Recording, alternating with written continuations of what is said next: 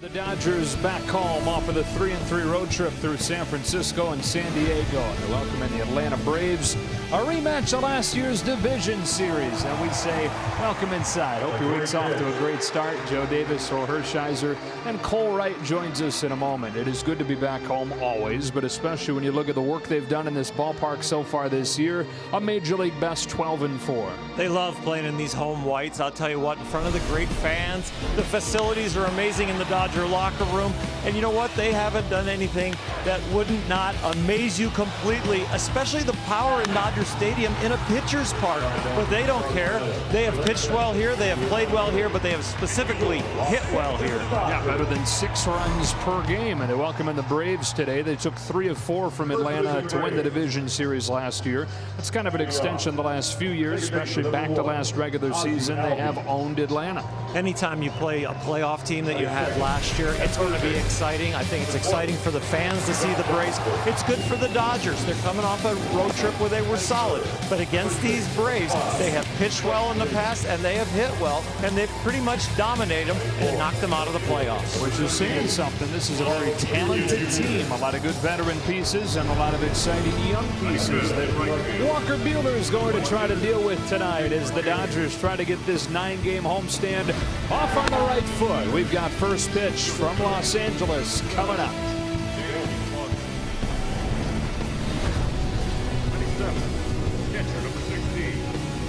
Believe it or not, they had the tarp out prior to batting practice. Not on the field, but at least within sight. They were going to roll it out. The rain in the area.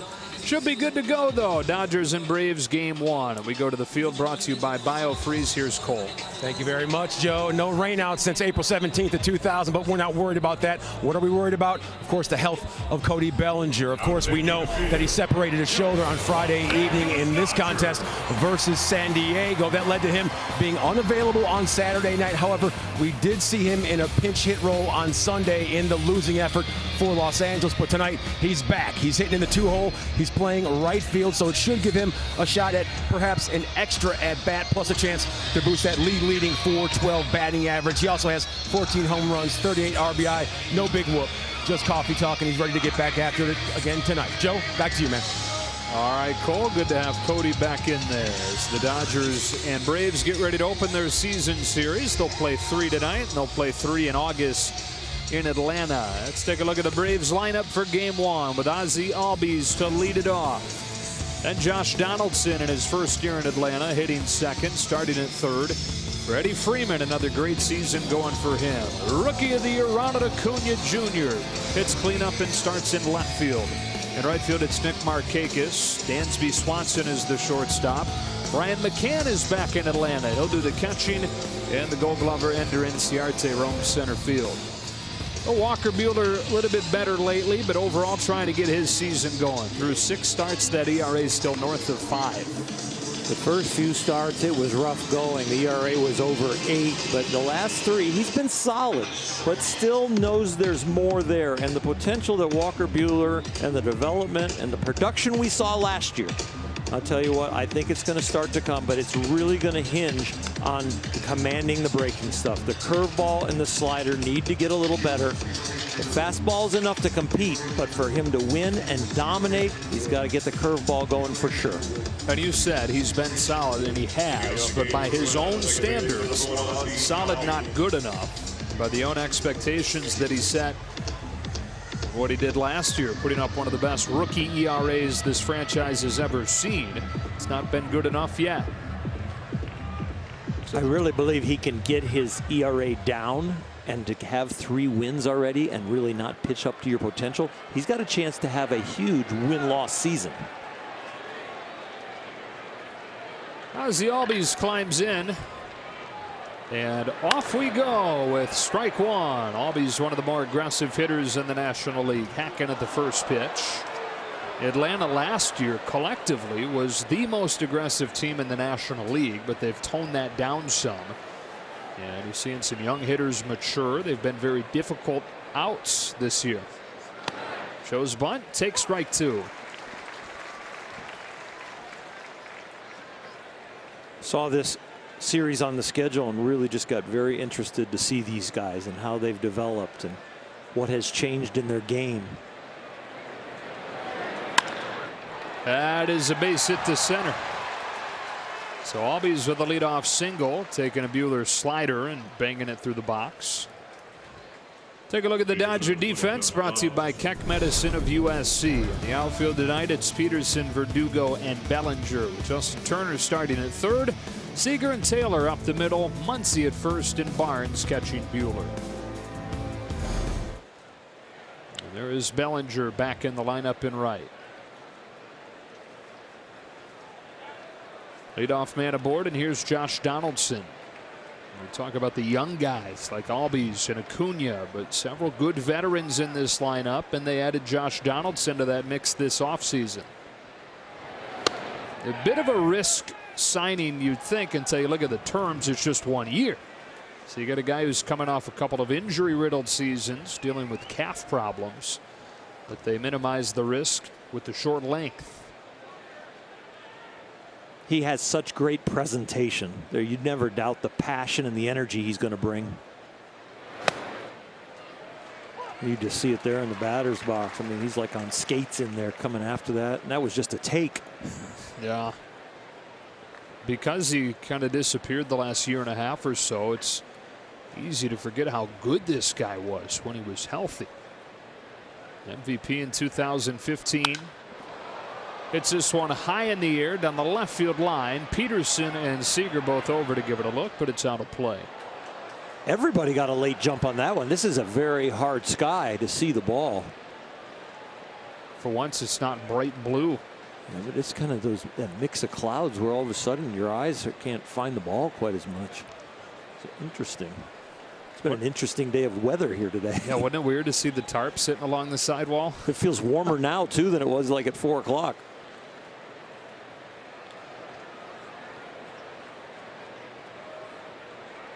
Here comes a 1-2, and Donaldson watches a fastball catch the corner, and he knew it.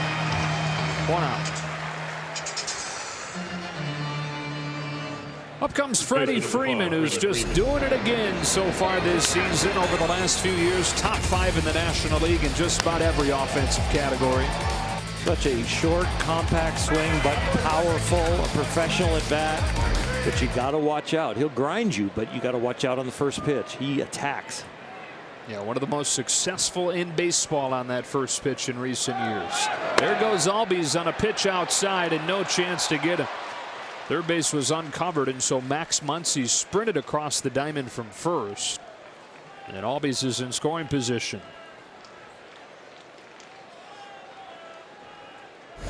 I love the fact that the Dodgers signed Max Muncy to get to third. All of a sudden, everybody else is in their routine place and understands their responsibility, and all it is one instruction to the first baseman. If it's Bellinger, Muncy, Freeze, whoever it is, on a stolen base, get to third. It's got Bob Guerin written all over it, doesn't it? It sure does. I mean, Walker Buehler doesn't have to run over there, the catcher. Then all of a sudden, if anything happens where there's a runner going home, everybody knows their assignment, and it's kind of old school assignment still. It's not everybody moving to a new place, just the first baseman. Enjoyed listening to Bob on the pregame show today. Visiting with Cole and Nomar. Here comes a 2-0, and Freddie Freeman watches strike 1. So Walker Buehler facing these Atlanta Braves. He faced them in Game 3 of the division series last year. They gave up 5 runs in the second inning. After that, 3 perfect innings after he settled in, but the damage had been done. And that was the one game of that series the Braves won.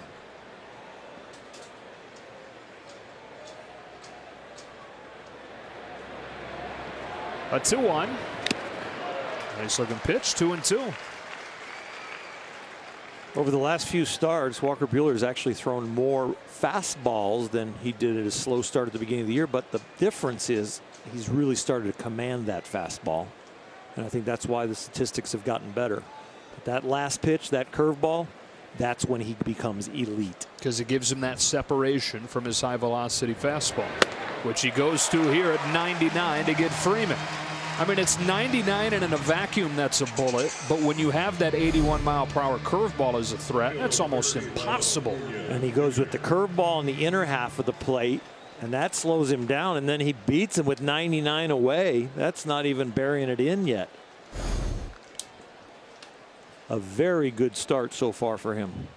Just to go out there and actually feel like he's got his stuff. Even though there's a man on second, there's a guy in scoring position, you can tell he's executing his pitches and has his rhythm. And now, great matchup. You talk about looking forward to this series. This is one of the matchups you look forward to. It's Acuna swinging and missing at a fastball. Buehler finished third in Rookie of the Year voting last year. Ronald Acuna Jr. won it. And in that division series in Game 3, Acuna became the youngest player in postseason history to hit a grand slam, getting that against Walker. Back-to-back heaters. It's 1 ball, 1 strike.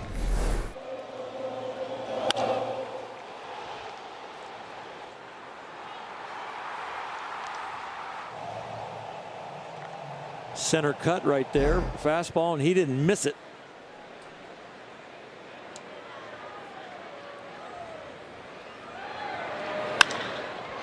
Driven the other way, but no big deal for Cody Bellinger.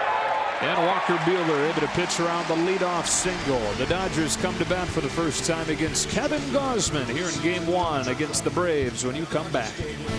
Tonight, let's take a look at their Jock Peterson to lead it off. Then Cody Bellinger back in there. Turner's hitting third.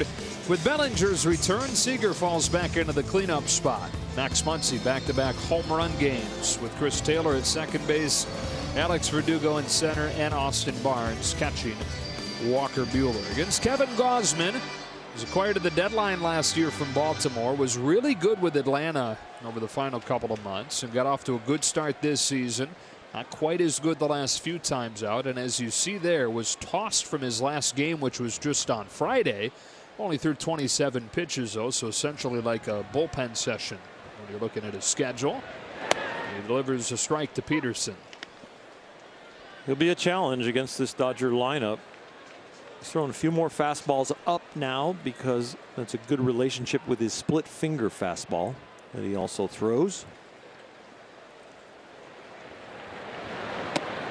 Throws it there, and it's 0-2 on Peterson. So in a hitter's mind with the splitter, you're like, make him get it up. And then when he gets it, you get it up. Visually, all of a sudden, it could be a fastball, and he's getting guys to chase that. So that combination has worked well for him so far this year. Pretty much exclusively fastball splitter. Here's an 0-2 that Peterson takes down and away, and it's 1-2. We're talking about his ejection last Friday. Threw behind Jose Urena, starting pitcher for the Marlins, and that stems back to last August when Urena threw at Acuna Jr. First time they'd seen him since, and so they let him know that they hadn't forgotten. 2-2 on Peterson. Is there a time limit to those things? Depends on how harsh you think it was and how blatant. You know, it's something that you see in days gone by a lot more often than now, that it spans a year. A lot of emotions when all of a sudden you do something to a franchise player. That's a splitter to get Peterson for the first out. And remember, when Acuna was hit, that was after he had homered in 4 consecutive games, and Urena just drilled him. And that's the first time that they had seen Urena since. So you understand why there was a passage of time. They just hadn't faced him. It was an interesting one to get tossed out on because it wasn't up around the head and the neck and stuff. And there were no warnings either. Yeah, so the umpires were well schooled as far as having a memory of what went on. With one out, here's Cody Bellinger, who lays a bunt down. Gausman springs over to his feet, throws it wildly, and Bellinger's off to the races. Stopping at second, a bunt single and a throwing error from Gausman that has him in scoring position.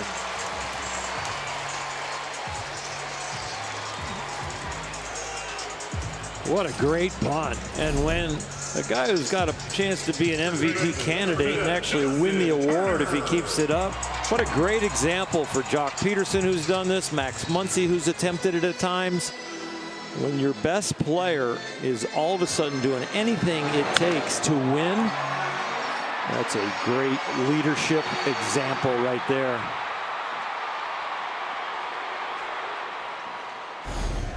You know what emoji I'd like to put on that? What's the that? Emoji with the hearts for eyes. You know what I'm talking about. Yeah, I know which one I'm Yeah. talking. I do. Yeah. I was trying to think if I've used it, though. Oh, right. I've received it. Of course. Hopefully just from Dana and me. Yes. Here's Turner, stroking a line drive the other way, base hit. Bellinger had to hold on to make sure that it got down. And they're at the corners with one away.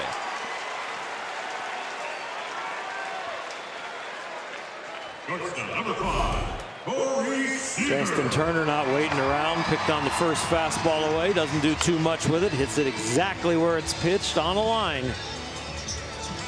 And Cody did have to freeze because that ball was hit firmly. You got to read it. Moving up 90 feet is just fine.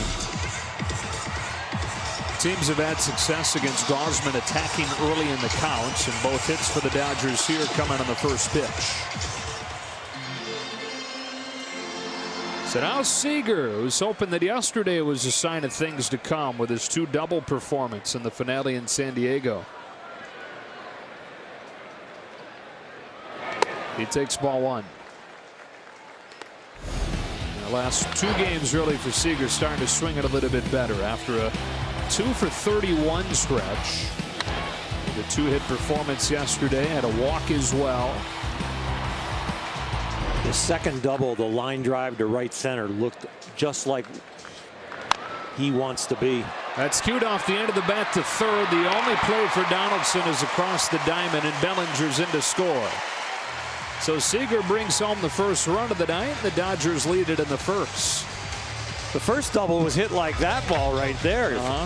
But this one, it's enough. A little weakly hit ground ball spinning, and with Bellinger's speed, boy, did his wheels, the bunt, the wheels to move up on the air, and then to get over to third with Justin Turner's base hit, good base running, and right there, the speed just scored the run. And then a clean looking play from Josh Donaldson to get the out. Up to second goes Turner. And with 2 gone, it's Muncy.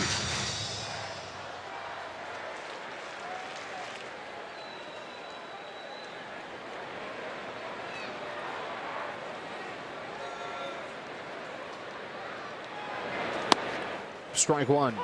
Back-to-back games with a home run for Muncy. Identical homers to the eye and to the batted ball data.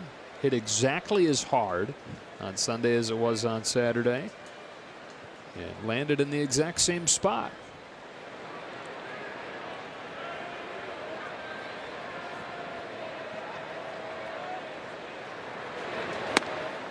Other than 2.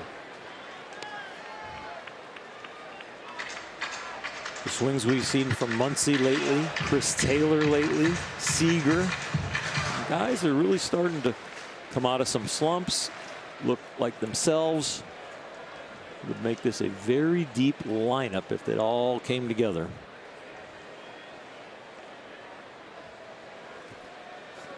On an 0-2 pitch, Muncy watches it bounce, ball 1. Max said they felt the same. He also acknowledged that the 2 bat flips, those are the separators. The one that he hit on Saturday, said there's a lot of pent-up anger in it. And so it was a pretty forceful drop of the bat. A little more casual yesterday.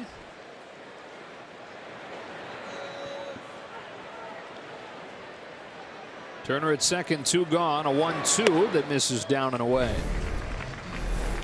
Well, they're identical, and when you take a look at them, the 107 miles an hour, the .3 is only where there's a slight difference. The 26 degrees on the bottom as far as the launch angle, well, the only thing different there is 28 degrees.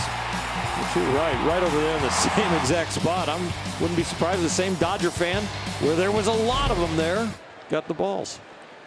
Exact same distance on the 2. It's spoiled. We'll do the 2-2 again. Making sure that the lumber is still intact. Today during batting practice, they go through their very professional work for each session about 15-20 minutes, and they got to the very end of it, the last round. Muncy, Verdugo, and Bellinger decided they were going to do 3 swings home run derby. It was Verdugo that challenged Muncy and Bellinger. Not a good idea, son. Muncy and Bellinger both hit 2 to the upper regions of the pavilion. And Verdugo settled for 1 on his 3 swings. 2-2 again. Got him with a splitter. And that does it for the Dodgers in the first, but they do get on the board. Couple of hits, and then a productive ground out from Corey Seager to bring home Cody Bellinger. San Diego over the week. They get 1 against Gausman, and now Walker Buehler goes back to work against Nick Markakis. And the Braves here in the second. Well, Markakis at 35 years old just keeps on doing it. Well, last year he was an all-star for the first time. Top 10 in the league in batting average, top 10 in hits, top 10 in doubles. Takes a strike here, but his contract was up. And he had other suitors but wanted to stay with the Braves, and so signed a 1-year deal. And at age 35, he's putting up even better numbers so far this year. 1 ball, 1 strike. And so this is what we're talking about, Earl, when we say there are these exciting young pieces, but also some respected veterans who are still producing at a very high level. That's curve that lands for a strike, 1-2. When you're going to add veteran presence, you want guys that are still hungry to win, that are great examples to those younger players. And what good general managers and presidents of baseball ops really do. Jeez. Fastball blown by him. It's the second time against one of these veteran hitters he's gotten strike 2 with a curve and then pounded a fastball by him. Well, the fastball has punched out 3 guys, and the real good thing about it, that one's up. The other 2 were to both sides of the plate. One against a left-hander and one is against a right-hander, and they were both fastballs away, but it's showing that he's commanding what Rick Honeycutt says is his lanes. Faces his old college teammate, Dansby Swanson. So Buehler was drafted 24th overall by the Dodgers in 2015. Swanson was the first overall pick of the Arizona Diamondbacks that same year. And then traded to Atlanta in the Shelby Miller deal soon after that.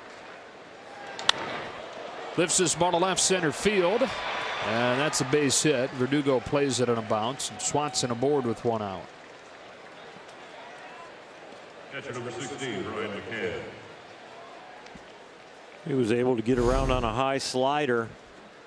Wants it down, kind of comes underneath it a little bit, and it just kind of hangs there. Swanson did a nice job. Hit it a little bit off the end of the bat. Got it in the air. And doesn't it seem like we're just going back and forth between precocious youngster and productive veteran? Because here's Brian McCann.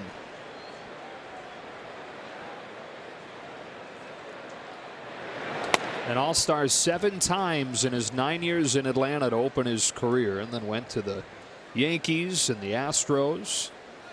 Back with Atlanta here for his age 35 season.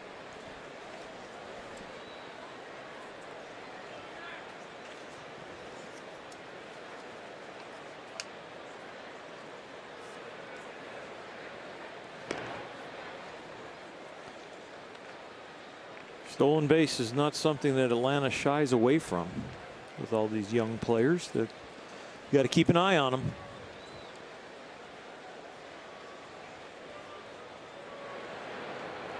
Albie's stolen base against the Dodgers in the first inning was only the 2nd bag they've given up all year. That's something. It is. From starters. Yeah. Yeah. It says a lot for what Bob Guerin does to help control the running game. Communication with the pitching staff and with the catchers. Here's a 1-0. The McCann fouls back 1-1.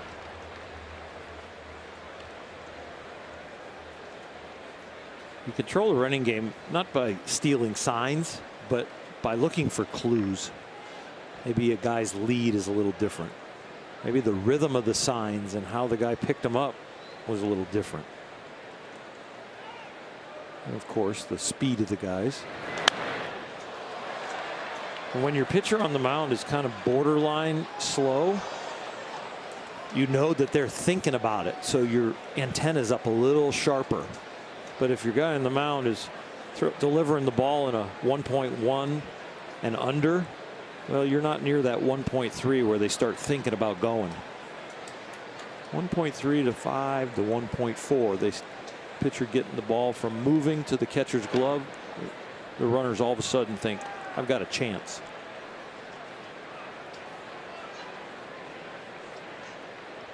The whole equation is about 2 seconds for the catchers and about 1.3 for the pitchers. And it's going to be bang bang. There goes Swanson, swing and a miss, throw down, not in time. So over the first 36 games of the year, 1 stolen base against Dodgers starting pitchers. Over the first 2 innings tonight, 2. If this throw is accurate, I think they get him. But that's what happens when the equation is right there where it's going to be bang bang. Then all of a sudden everybody's got to be perfect on defense, and the runner can get there, but it's got to be perfect. Strikeout of McCann is already Buehler's 4th of the day, and it's up to the 8-hitter Ender Inciarte with 2 gone.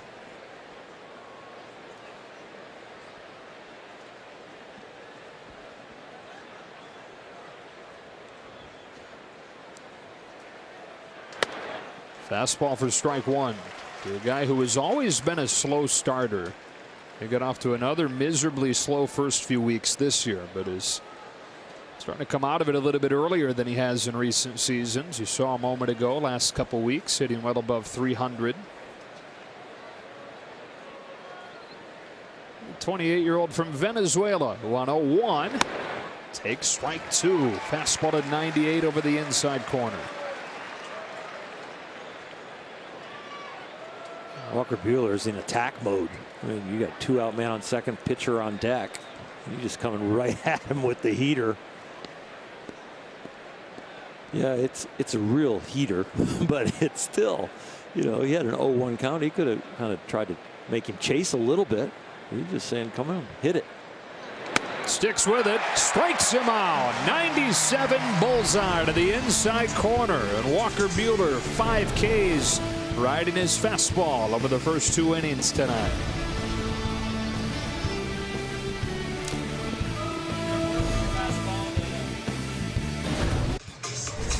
The subject of our Land Rover Performance Spotlight. He raised his average over the weekend, Oral, by 56 points for that performance against the Padres. He raised his mood at that many points too. It was really getting to be a struggle, but boy, how does he come out of the slump? Well, he's come out of the slump because he's hitting the pitches he should hit now. He's not swinging through those cookies, those mistakes by pitchers. He is capitalizing on their mistakes. A lot of hitters would tell you the most concerning number to see would be a very low contact rate on pitches in the zone. And Chris Taylor so far this year has the single lowest contact rate on pitches in the zone in baseball. So the last few days, seeing him not miss on those pitches that he should hit, but an encouraging sign as he tries to get his season going. Verdugo and Barnes to follow here in the second. As Kevin Gausman fires home and Taylor lifts the first pitch foul. The other thing he's got going for him is a little bit more leash, even with A.J. Pollock injured. Chris Taylor as a right-handed hitter becomes that much more important. And of course, he was seeing plenty of time to begin with, but going to see even more now.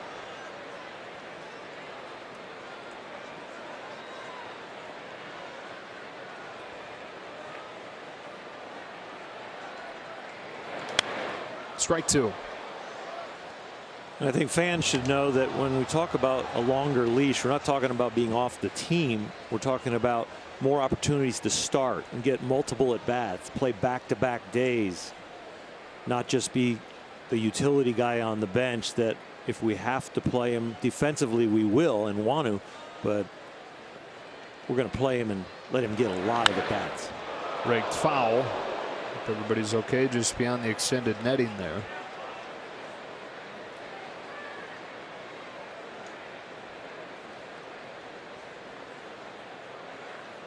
Speaking of A.J. Pollock, A.J. was here today following his surgery last week, and the word is that he will miss at least 6 more weeks. Another 0-2. Taylor goes the other way with it. Markakis will put it away, out number 1. The Braves defense tonight brought to you by Keck Medicine of USC. Enciarte has won a few Gold Gloves out there in center. Acuna Jr. improving defensively in left. Donaldson at third. You already saw make a nice play. Swanson and Albies talented up the middle. Freeman at first and McCann, the veteran, catching Gausman. 1-0. 1 gone in the second. And here's Alex Verdugo.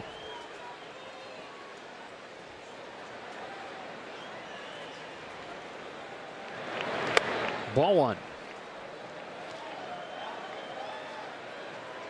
Alex is becoming one of the sparks of this team. Young guy with a lot of energy and is producing at a very high level in key moments.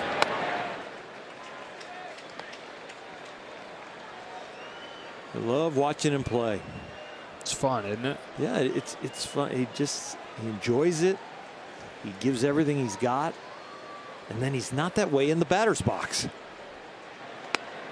What do you mean by that? He just flips his personality from this high energy, over the top, exuberant. You know, he gets depressed when he makes an out. You might even see him throw his helmet. He's really excited when he gets to second base after a double and pumping up the guys. But in the box, he just kind of saunters in there, kind of takes some breaths, and just looks so calm. One of the things that he goes back and checks in the video room after each at bat, it's not necessarily mechanics, it's how he looks in that regard. Do I look calm? Do I look tense? Do I look at ease? He's worked the count full here. He checks how he's being pitched. It's harder to see how the catcher is setting up when you're standing there in the box. You go watch the video of what you're seeing at home, and it's much easier to see what the philosophy and attacking you may be. But he's also looking for his overall demeanor, how it's coming off. He takes ball 4 and has the first walk of the game against Gausman.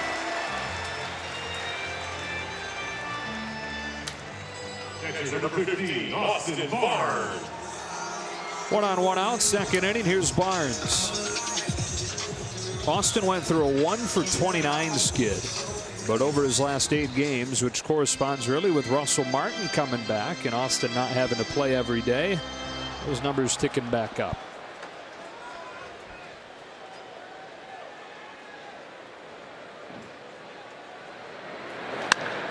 Base hit the other way. Verdugo headed for third. Markakis into second. They've got him cornered.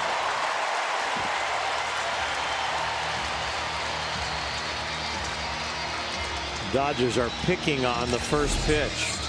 They've swung at 5 out of 8 first pitches, and this is a first pitch hit.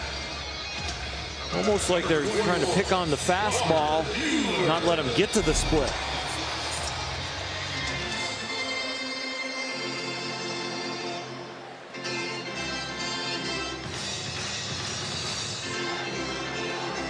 First and third, Walker Buehler to the plate.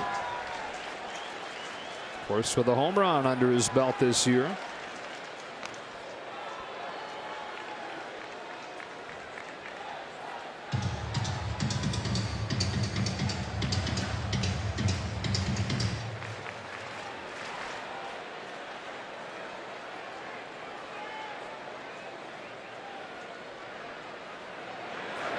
Shows bunt and takes a strike.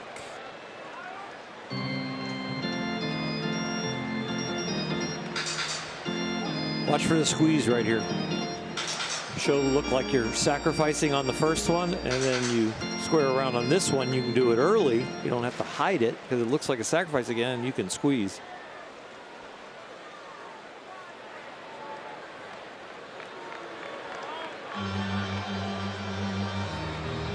Dodger pitchers have been very good at bunting this year.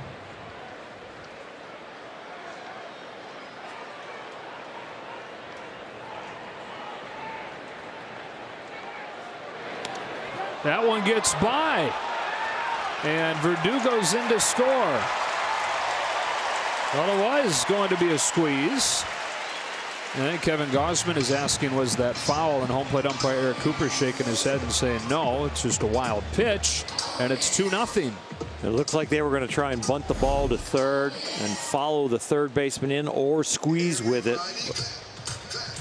Well, He attempts the bunt, and it definitely is not a sacrifice because you'd be pulling the bat back. This is going to be a squeeze or a safety squeeze. Take a look at Verdugo. He's coming down. He was going to make sure it got down, but he was taking a very liberal lead as Donaldson left the third base area. It's actually ruled a pass ball, allowing Verdugo to score. Up to second goes Barnes. They're now an 0-2 to Buehler. Swings and misses at the splitter. 2 gone.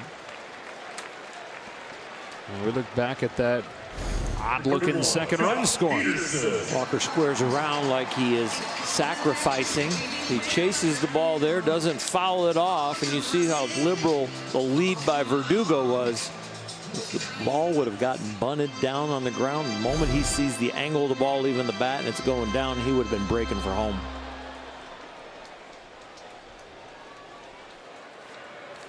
Second time through the lineup now. Jock Peterson, who struck out his first time.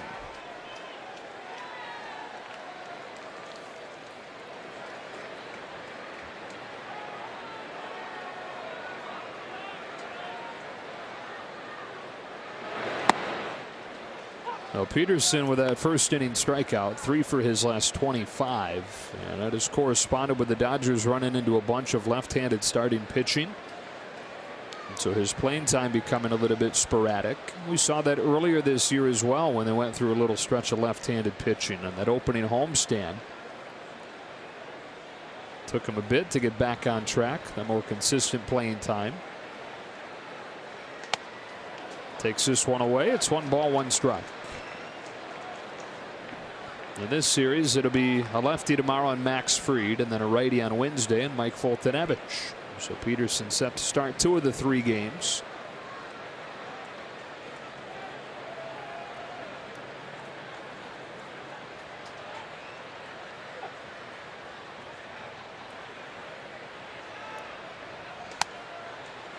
One and 2. Liberal corner right there, but up 2-0, man in scoring position, and Walker Buehler dotting his fastball around. It's like, yeah, go ahead. That could be the strike zone tonight if you want it to be.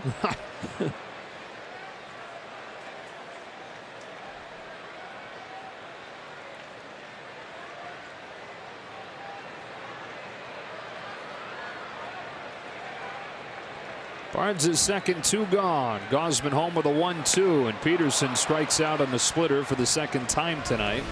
We're through at 2, but the Dodgers with single runs in each of the first 2 innings. On to the third. MLB at bat. Action with game tracking and video highlights, along with up-to-the-moment stats, standings, breaking news, and more. Download MLB at bat today. It's your #1 app for Dodger baseball. Walker Buehler 5 Ks over the first 2 innings, and 9-1-2 coming up for the Braves here in the third. His first one to Kevin Gosman, splits the plate at 95. Exceptional location with the fastball right now. It's pinpoint, and you really don't need the curveball that I said I advertised. Although he's had it a little bit. Well, the one to Freddie Freeman set up the strikeout with the fastball. It came curveball low and in, and it was really sharp, and then all of a sudden threw the fastball up and away, and it was outstanding. It might have been to McCann, or was that to Freeman? Well, he did it to both Freeman and Markakis. Curveball for strike 2, fastball for strike 3. Yeah.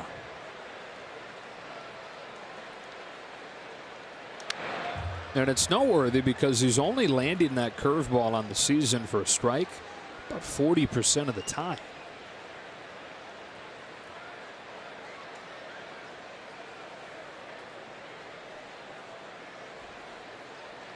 That's another 1-2 fly. Gosman able to stay alive.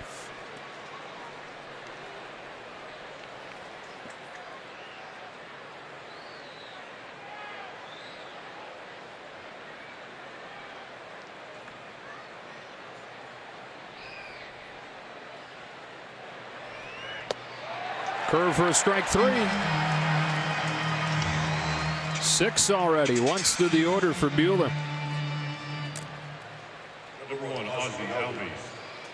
I tell you what, his fastball setting up that breaking ball. The fastball has been pinpoint, and you can see these at the highest velocities It's a completely different spray pattern than we've seen from him. Both sides of the plate, velocity and accuracy. That's going to be really hard to hit. When he throws like this, you feel like you could have a really special night. To the corner with 96. The special night's going to be his first no-hitter. And yes, he was part of the combination one down there in Mexico, but when he goes all 9, got that kind of stuff for that kind of night. Quickly ahead 0-2. And he's doing this, Oral, not just to one of the best high velocity hitting teams in baseball in the Braves, but to the team that's tied with the Dodgers as the best at avoiding strikeouts. That is caught by a leaping Muncy. Went up the ladder for the second out. Got to get a smile out of Max. There it is. I'm like, somebody's going to be giving him a hard time for how hard he jumped. Oh, yeah. A little bit of topspin on that line drive. Brought it right down to his ups. Just enough glove there.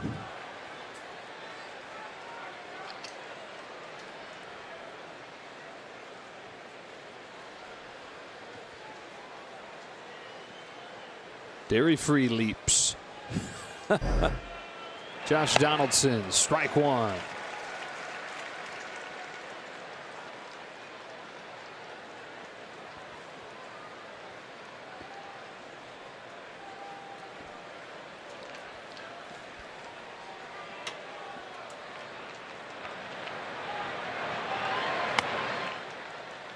Ball on a strike.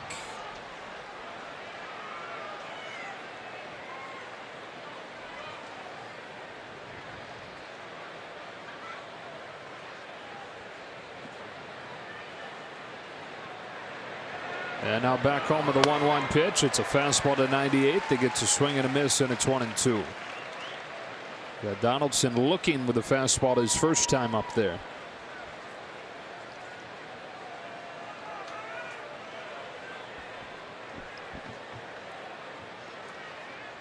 A 1-2 pitch coming to the former MVP from Walker Buehler.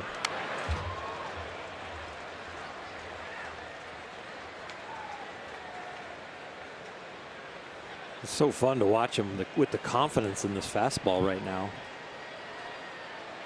And he was using it earlier in the year when his ERA was over 8 in his first 3 starts, but it wasn't this kind of accuracy at all. He had what he would consider a terrible spray pattern with it. He's got 7 Ks through 3. Cutting that one away at 93. The bat goes flying, and it's been about as useful laying out there as it's been at the plate for the Braves so far against him tonight. Lead it off against Kevin Gausman.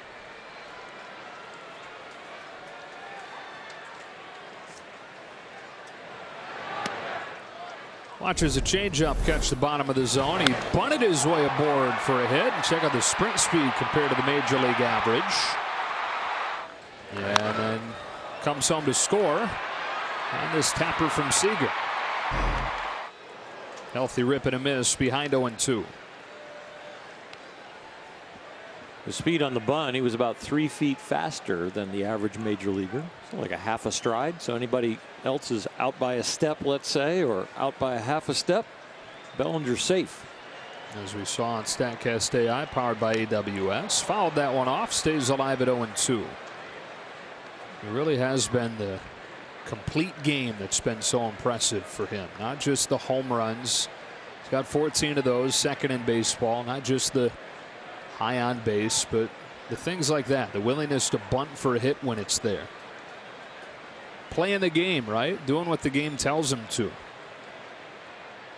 Down on strikes here. One away in the third. Number 10, Justin Turner.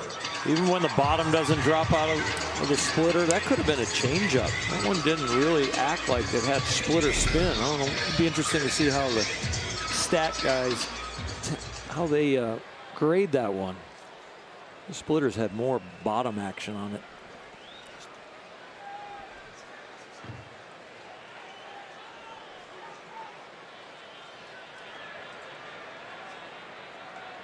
3 straight outs on K's for Gausman. Comes home to Justin Turner, who jams the ball to right center field. That'll get down and split the gap. Turner's 2 for 2 tonight. A single and a double. Both of them come in on the first pitch.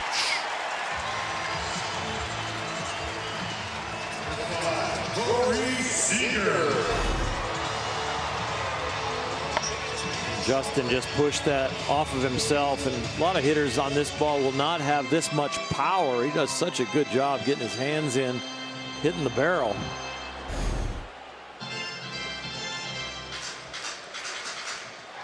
And now Corey Seager brought home the first run of the night with a ground out.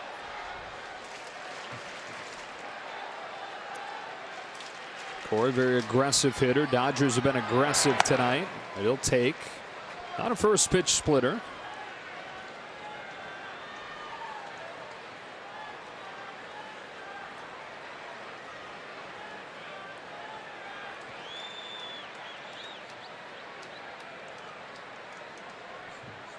Gausman's 1-0. 2 balls, no strikes.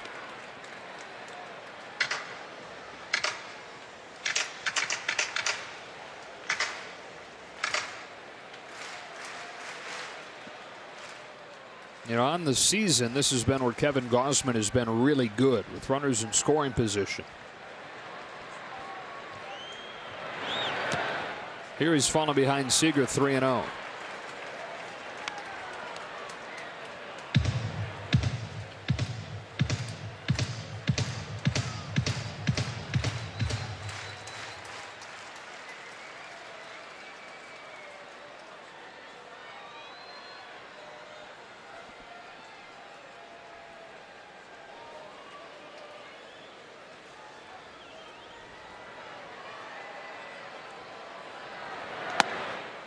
Strike 1.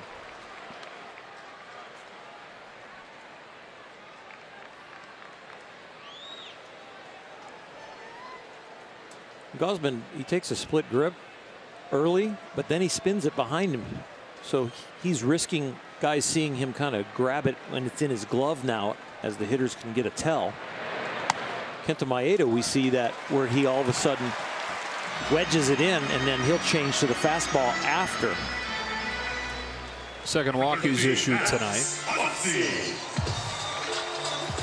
So show me again. Can you show me again how it's different from? Well, Maeda actually puts a split finger grip and keeps it there as he goes into his glove, so he doesn't expose any problems with the width of his glove. Where Gausman practices it a little bit, but then when he puts the hand behind his back, he spins the ball. And so he's not in a split grip anymore. So once he gets into the glove, if he wants a split grip, he's got to reestablish it. Yes. And that's the hardest grip to do without. Right. And if he uses any pressure in getting that grip, it can be a tell, unless he does the same thing with his fastball. First one to Muncy, misses down and in. The width of your glove changes as the throwing hand puts pressure on the ball, and so your glove can kind of flare a little bit. And hitters can pick that up. Well, and especially when there's only 2 pitches you throw and the grips are so different. Fastball splitter. 2-0. The other thing you look for is, you know, is there the facing of your hand on the wrist area, the flat wrist area, and then you've got the bones of your wrist. Can you see a different angle on that? So you're looking for every little thing. And those sleeves really can help hitters too, because they're short and they're exposing his forearms. 3 balls, no strikes on Muncy.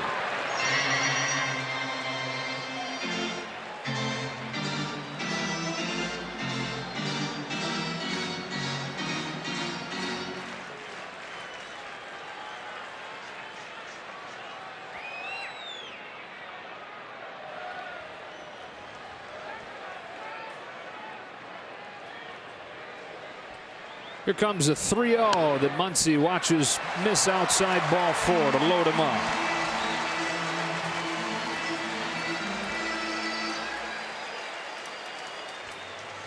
And up comes Chris Taylor.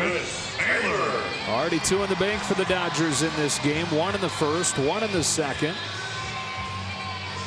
Chance to strike for more here with one of their hottest hitters coming up.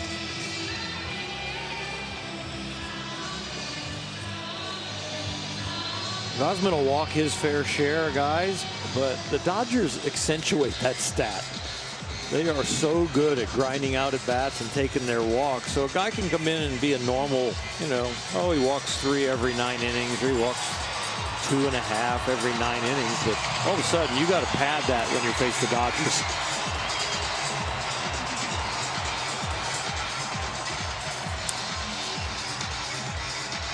Well, Taylor's 0 for 1, but he lined out his first time, hit it with authority to right, and facing a guy in Gosman that he homered against in the division series last year. So Kevin Gosman pitched in 1 game and got the win in that game, but allowed a 2-run homer to Taylor in his 2 innings of work.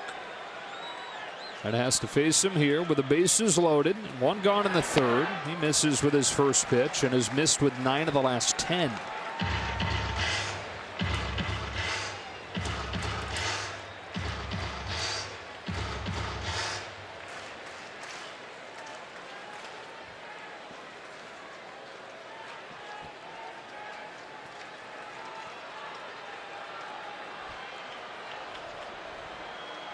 Gosman's 1-0. It's fouled, and it's 1-1. But back to that home run in Atlanta last year in Game 3. Inside the foul pole. Dodgers hit a bunch of home runs in that division series, which they won in 4. 8. Yeah. 4 games, averaging 2 a game. That's pretty potent. You're going to win a lot of series to do that.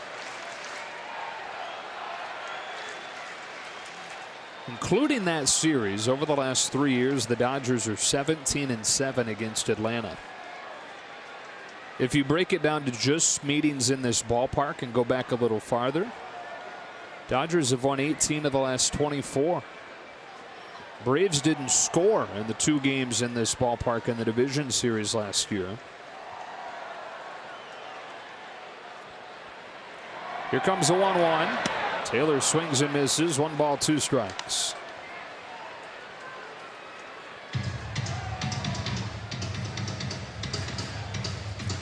Walker Buehler on the mound looking like his dominant self, really in the rocking chair out there with the fastball. A hit right here from Taylor, really break this thing open and give him some padding.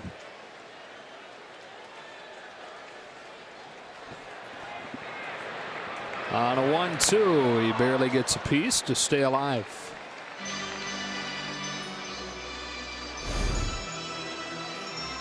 You start to see this with guys that are getting hot or are hot, where they can spoil the pitcher's pitch, stay alive, and then get one more mistake to pick on.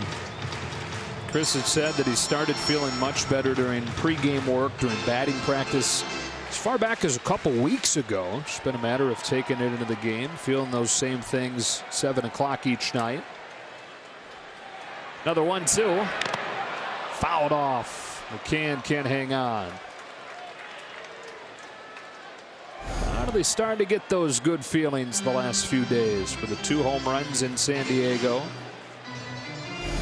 7 of 13 with 2 home runs.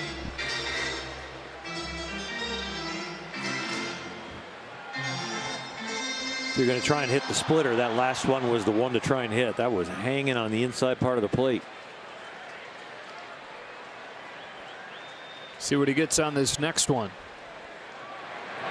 Back to the fastball, and it nearly hit him. Ball 2.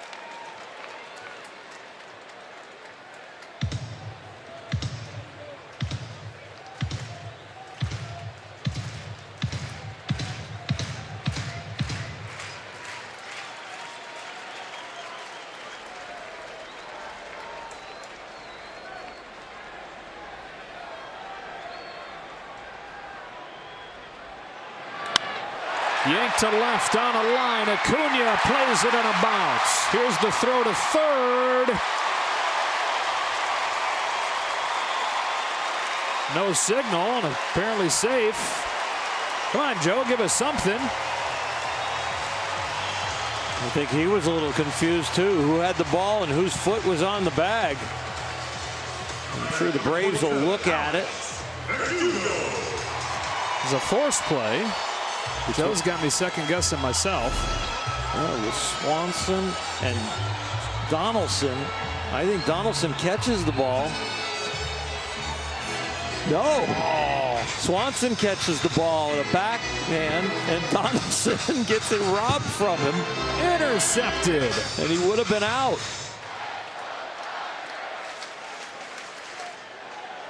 It's like, dude, what are you doing? Manny Ramirez style, just on the infield.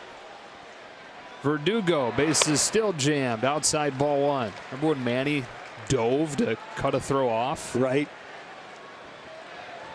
That he had no business cutting off. A little different, but same idea. Probably could have gone without catching that one.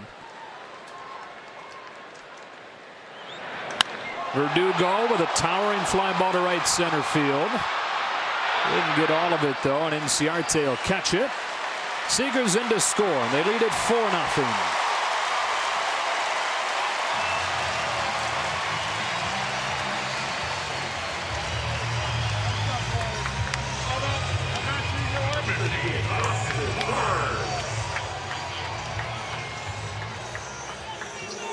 He just missed it, but if your bottom line is a sac fly, that's pretty good.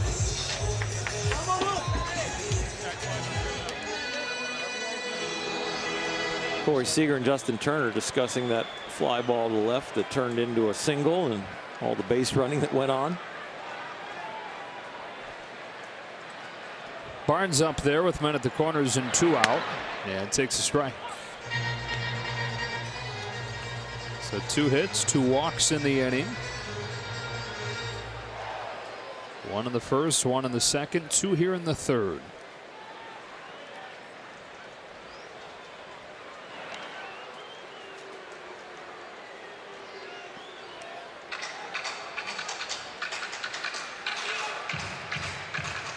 Taylor now 8 for his last 15 with 5 RBIs.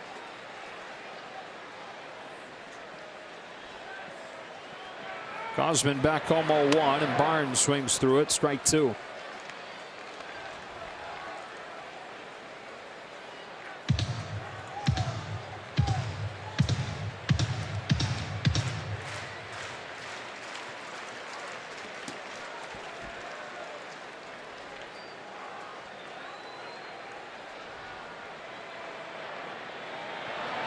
There goes Taylor from first. McCann won't attempt to throw. Taylor even slowed up, trying to coax him into one, see if they can get a chance for Muncy to head home, but no throw.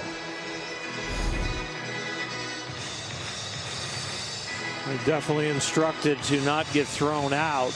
So you're going to pull up, create the rundown, and see what Max can do.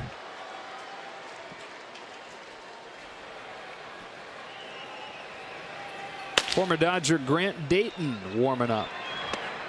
Barnes couldn't lay off, and the inning is over, but the Dodgers get 2 more. And after a weekend where they scored just 1 run over the first 3 innings, they've got 4 tonight alone. LA is brought to you by BMW, the ultimate driving machine. Hurry in to Southern California BMW Center today for exceptional offers, or visit SoCalBMW.com for details. And by Carl's Jr., the new Bacon Truffle Angus Burger with truffle-infused cheese sauce, only at Carl's Jr.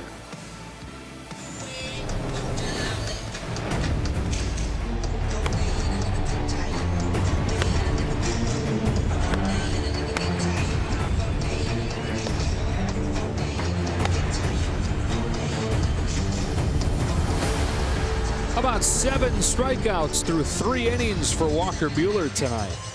Landing the off-speed stuff, 8 out of 9 of them for strikes. So even though he's been almost 80% fastballs, when he does throw the off-speed stuff, it has to go into the back of their head because he's throwing for a strike. Coming into the game, that had been a problem. Bottom 5 in baseball in percentage of time that those breaking pitches were landing as strikes. 50%, right around there. Yep, between the slider and the curveball combo. Part of the order here, Freeman, Acuna, and Markakis.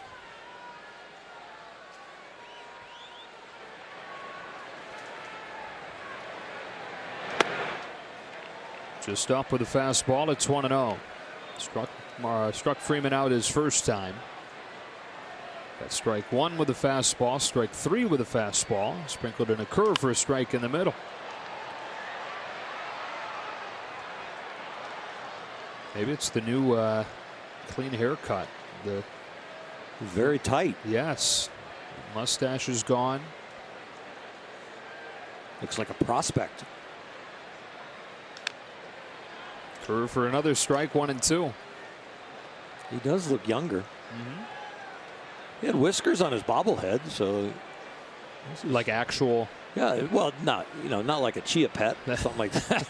I was thinking more like a cat stuffed animal. You water it and it grows. Well, we had one of those a couple years ago, right? Yeah. Justin Turner. Yeah. Chia pet. I think his so. Beard. Yeah. The Tommy Lasorda sort of garden gnome. Slash to left center field. Jock Peterson reaches up to get it. It was a good recovery from Jock. His first break was a little bit in and not really drastically moving in the correct direction. Carl's Cam captured it. You see him. Oh, he breaks in a couple steps to left center, and then, oh, I need to go back.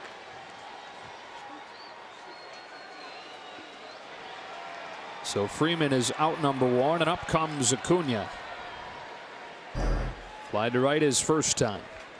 Youngest player in Major League history to sign a 9-figure deal. 8 years, $100 million, with team options that keep him with the Braves if they choose through 2028. So they locked him up long term. They locked Ozzie Albies up long term. The future is bright for this organization. Buehler lands another curveball, and it's 0-2. And the way it's looking, that 8 years, $100 million, potentially going to be a bargain. What would you think he could get, like in about 4 years? Man, I mean, there are already articles being written. Is he the best player in baseball? Does he belong in that conversation? So you're looking at least $30 million a year in that case. So you're looking at about a 60–70% discount. But as much of a discount as that is, there's some line of thinking that the Albies deal is even more of a steal. They signed Albies for $35 million, 7 years, $35 million. The projections have him worth more than $150 million during the time frame of that $35 million deal. 2-2. But they both have security. And they do. And that's what they both said. And you can't fault them for taking those contracts and trying to take care of their families. 2-2. He slaps it foul.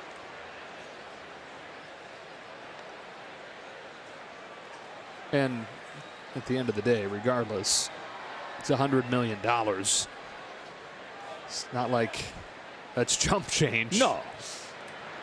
It's just by the market value. There probably could have been more. Looks at strike three as Buehler keeps on rolling. Already his 8th. 2 gone in the 4th. But if something ever happened to you and you know you turned down a contract like that and baseball ended for you, or your ability somehow depleted very quickly, how do you sleep with it at night? That's it. And how do you look at your family and say, I could have changed us for generations, but I thought I would stay healthy and I could make more? That would be a very hard conversation. Here's Markakis with 2 gone, taking a strike. Evan Longoria signed a very team-friendly deal soon into his pro career and could have made more had he waited to get to free agency, but talks about how he doesn't think he would have been the same player had he not signed that contract and had that peace of mind from it. Another pinpoint fastball, and it's 0-2.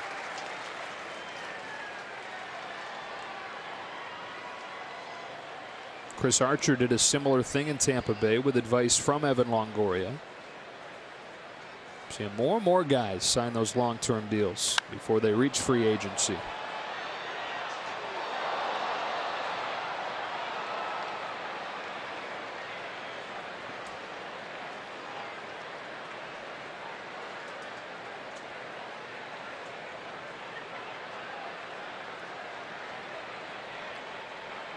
Another 0-2.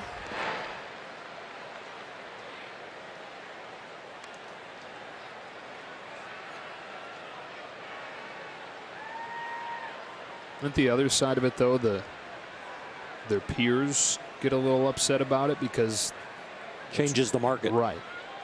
Yep, it changes the market. 2-2. But I think the peers understand then when all of a sudden there's an offer on the table for them, what the guys went through.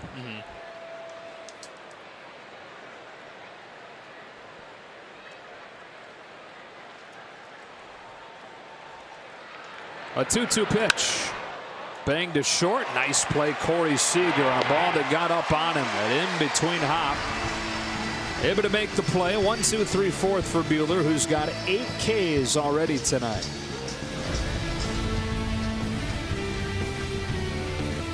That one hop just keeps his glove wide open at the beginning, and he shifts his feet to get that angle so he can see the ball better. He's not going to try and block that ball. He's going to try and catch it. He does a nice job keeping his glove as wide as possible. Walker Buehler takes a strike from Kevin Gausman to open this 4th inning.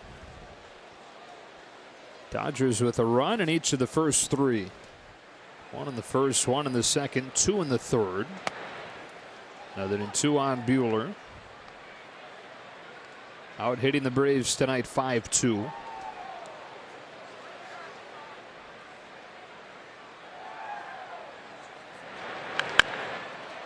Bouncer left side, Donaldson just gets him.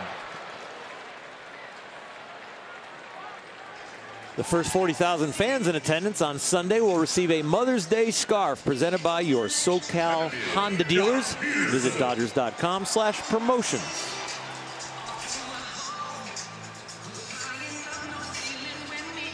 Jock tonight 0 for 2, has twice gone down swinging at the splitter.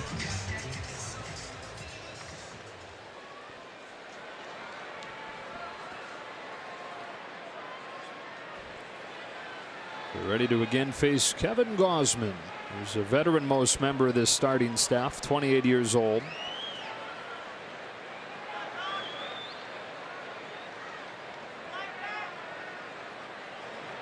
Home with the first one. Peterson bounces it to Freeman, and 2 gone. Once upon a time, Kevin Gausman was the 4th overall pick of the draft out of LSU, the Baltimore Orioles, in 2012. Debuted in the majors just 1 year later. First 6 years with the Orioles prior to that trade last year, and he's under control through 2020. Braves were banking on change of scenery, change of league, change of ballpark, going from a hitter-friendly Camden Yards down to Atlanta, which is also hitter-friendly, but not quite to that degree. We're banking on a turnaround from that, and they got it over the final 2 months last year after they acquired him. It was very good. First one to Bellinger is away, ball 1. So far this year, decent start over the first few games. Last few, though, not nearly as good.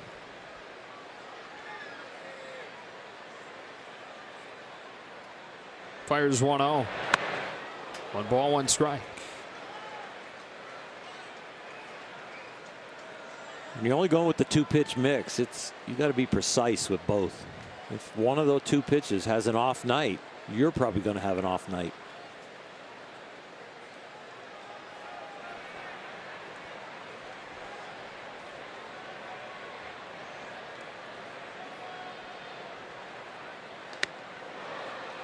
One and 2. I don't think you need to add like 3 more pitches, but the 3rd pitch is really important. That's where it really starts to change for a hitter.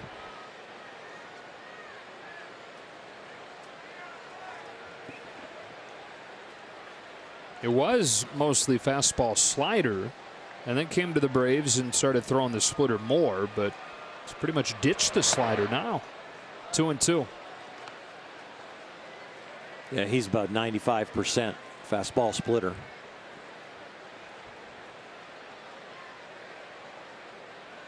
I thought we were going to see a splitter that, the bottom really just drops out of, and it's hard to determine if it's going to move or not. It looks like, first time through the order and now coming back at him. The Dodger hitters are kind of recognizing the spin. He struck everybody out, everybody but one with the splitter. but I think now that they've had a little experience with it, they're starting to see it.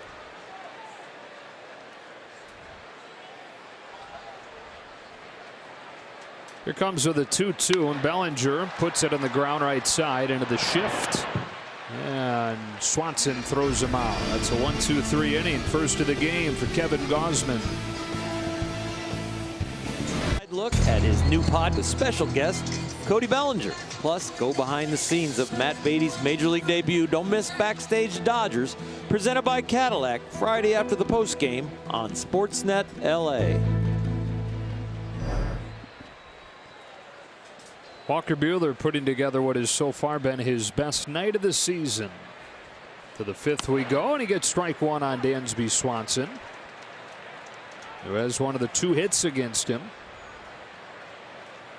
But Buehler already with 8 Ks tonight, and he's retired 8 straight since Swanson's 2nd inning single. That bounces in there. 1 ball, 1 strike.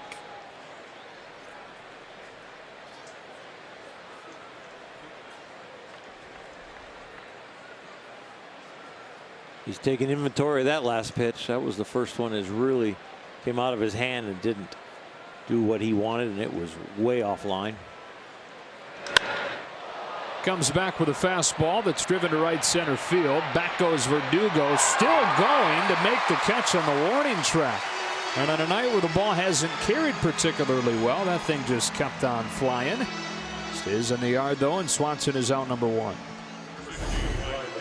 A towering fly ball, and it is carrying surprisingly well. I think maybe with Buehler supplying a lot of the power, it went farther than you thought.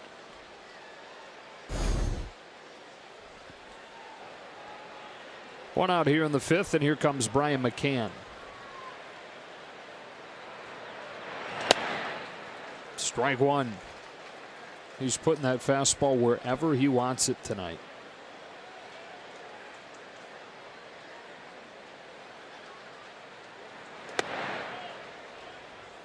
Ball on a strike. It's been nice to see him throw first pitch strikes and not worry about, okay, I'm going to throw it in the heart of the plate. That's okay. Get the strike. Make the hitter try and beat you. Well, that was a little late from Eric Cooper. Did not have the right rhythm to it. Yeah. It's the whole umpire catcher relationship thing again. 1-2. Of course, he's going to give it to McCann no matter when he asks for it. McCann asked for it, stepped out, didn't have it yet, and usually when the umpire hasn't signaled yet, it's like, I'm going to just continue on.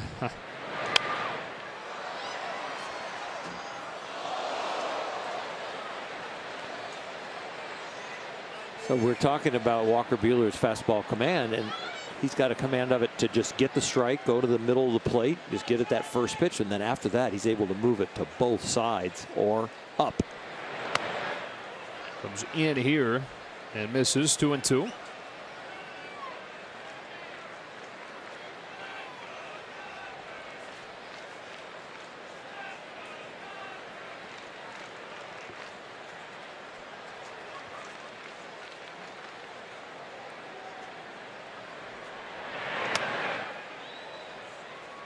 Full count.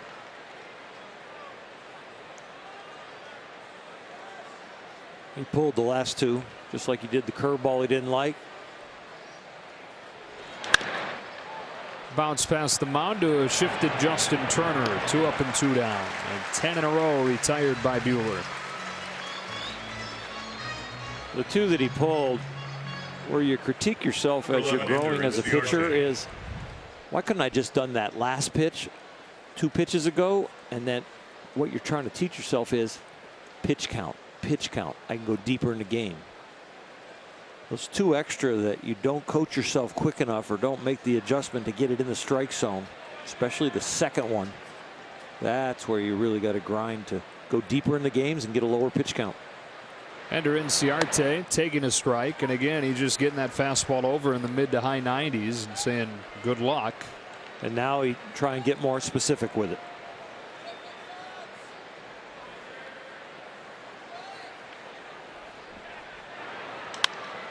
On the outside corner, slapped into left center. Verdugo sliding to make the catch. Was positioned in that direction for a bit of a head start, It kept on peeling away, but he was able to get to it and finish off another 1-2-3 frame for Buehler.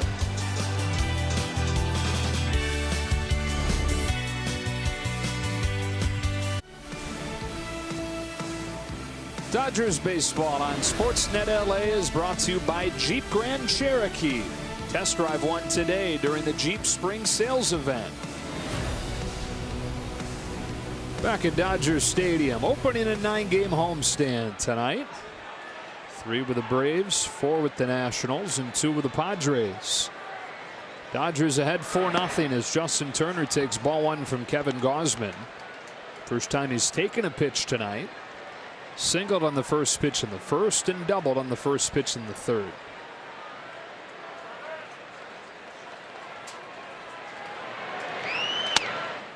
That's inside, ball 2. Gausman wanted that pitch.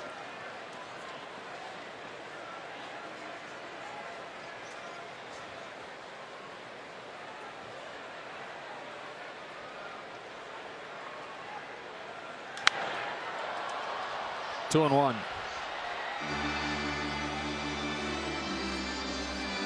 It was a foul ball, but boy, it looked like his home run swing. The timing was right on it. Good extension. I think the power is going to come. I know the track record says it, but just watching with the eye test. It is first home run of the season on the recent road trip. Gets under this one. Backing is Swanson. Calling hard for it with Acuna bearing down on him, and it's Swanson for out number 1.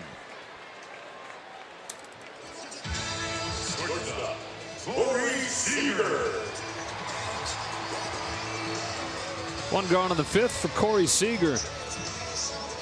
Couple productive trips up there tonight. Brought home the first run of the game with a ground out in the first inning. Walked and scored his second time.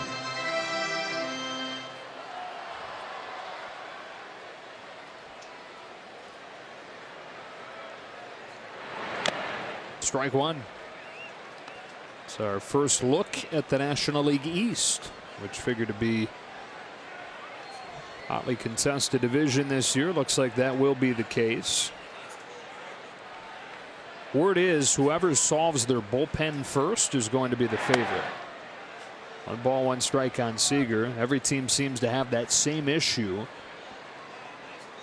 Right now it's the Phillies in first place. The Braves are a game and a half back. Mets are right there as well. The Nationals have been a big disappointment. Got the worst bullpen in baseball. And the starting rotation, even with the names that they have in there, like Scherzer and Strasburg and Patrick Corbin, starting rotation has been bad. So the Nationals have already fired their pitching coach.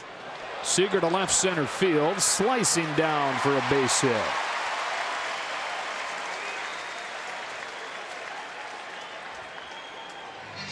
Corey slowly getting the ball down to the barrel. First at bat, just a cue shot, then the walk. Right there, the timing was a little bit better. But he's still in a place tonight where he's just a little out in front. And that one, the movement may have taken it to the end of the bat.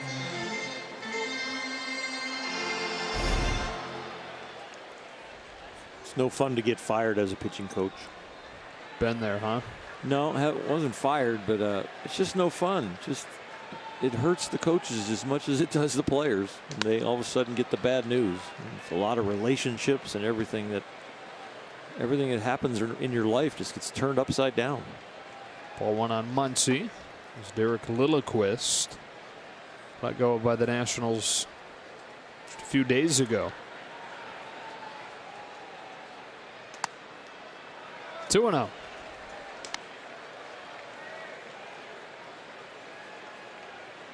So it's these 7 games against the East, and then the homestand will finish up with a quick 2-game series with the Padres.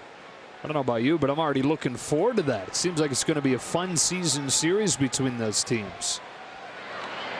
Now, the Dodgers could have won all 3 games, but they also could have lost all 3 games. I mean, those were tight games.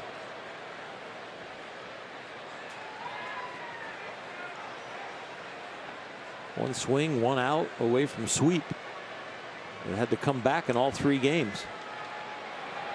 2-0. Ball 3.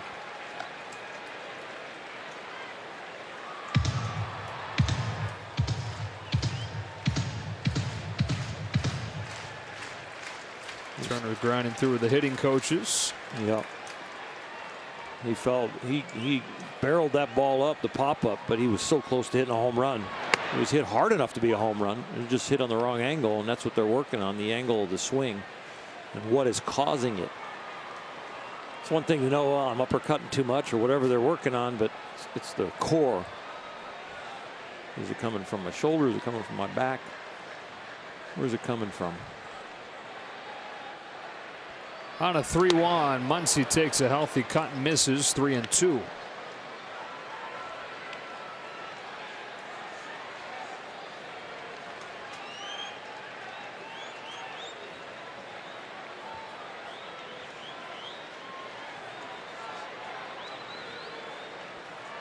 They lead 4-0. Seager at first with 1 out. And a full count on Muncy. Gausman delivers. Seager runs on ball 4. Muncy's got his second walk tonight, the 4th the Dodgers have drawn against Gausman. And they're at first and second with 1 away for Chris Taylor.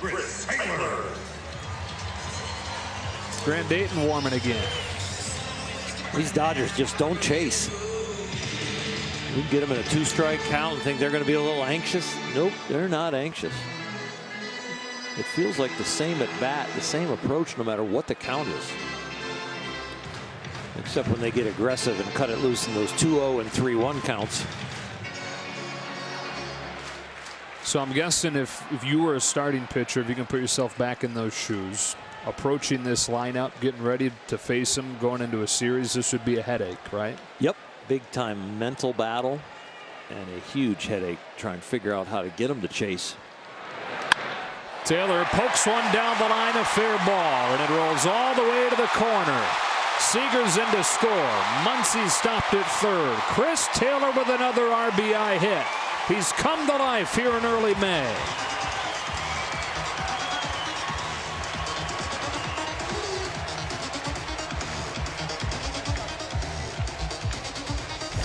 Raised his average over 50 points in San Diego, and now 2 for 3 here. Tell you what, this is the guy we used to see when he gets hot. He sprays it from the right field line to the left field line. 9 for his last 16 with 6 RBIs, and that last hit and that last run driven in will drive Kevin Gausman to the bench.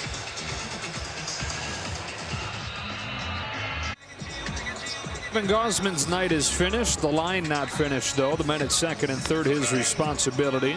And time now for a pitching change brought to you by BioFreeze. It's the old Dodger, Grant Dayton, who pitched here in 2016 and 17. Had some really good stretches in the Dodger uniform before heading to Atlanta, undergoing Tommy John surgery, making his way all the way back. Yeah, it's good to see him back, even if he's in a Braves uniform. He's a great individual, a great teammate, nice family man, and sorry to see him go under the knife, but glad to see him come back. Comes in with Muncy at third and Taylor at second. The infield behind him pulled in as Alex Verdugo stands in and takes ball 1.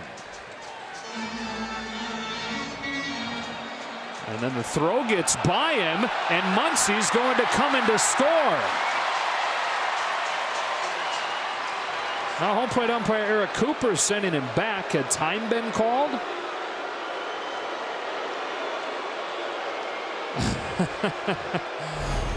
So calls time right before he changes the ball. So once the umpire calls time, the pitcher has to put the ball back in play. 2-0. Just because the catcher receives a new ball and tosses it back to the pitcher and throws it away, time's already called and time is out until the pitcher gets on the rubber and gets the sign. Alex says, good, I want 2 RBIs. And the driver's seat here at 2-0 as Dayton delivers. Outside ball 3.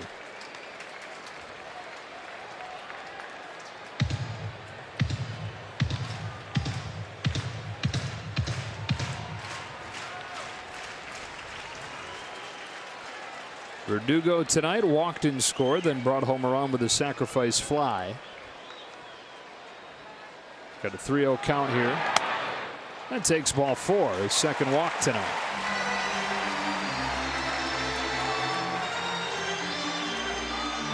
It'll be a little different defense now, Joe. They might not play all the way in. They might play double plays up the middle.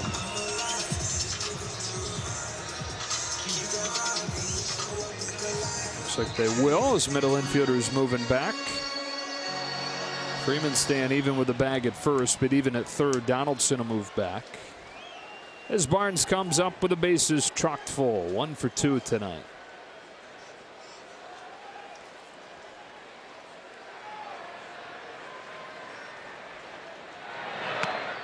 One ball, no strikes.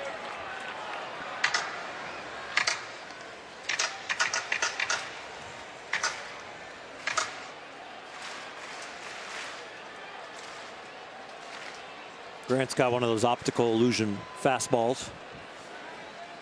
I guess that's got to be that efficient spin.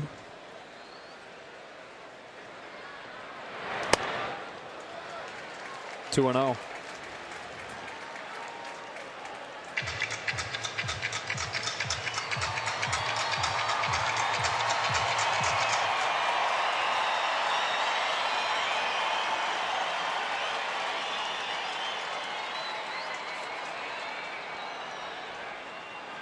On 2-0, Austin Barnes swings away and hits a high pop fly foul. 2-1.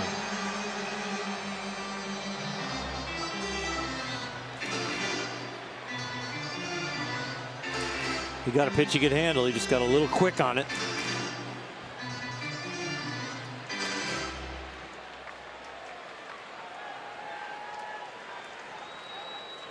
Now Grant Dayton, 2 balls and 1 strike. As a sign from Brian McCann, comes back home. Barnes with another pop up. This one will be playable. Infield fly rule in effect as Swanson makes the catch.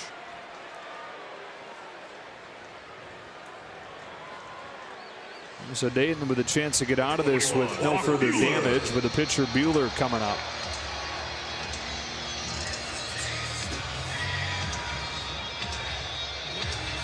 Walker will be up there grinding, and if he just gets fastballs because they don't want to risk the wild pitch or pass ball with the breaking ball in the dirt, he'll put a good swing on one.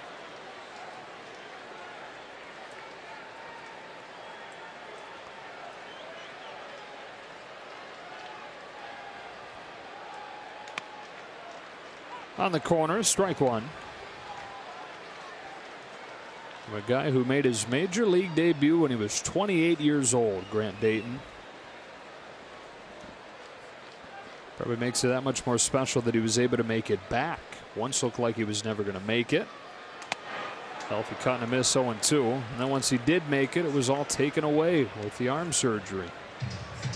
But after missing all of last season while rehabbing, he's pitched in 3 games already with the Braves. 31 years old now.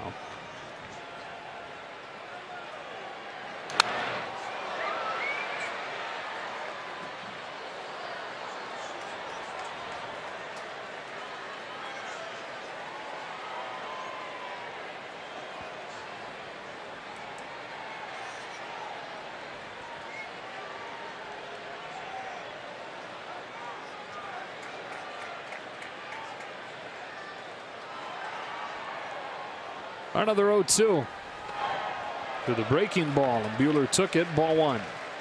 It's a good take.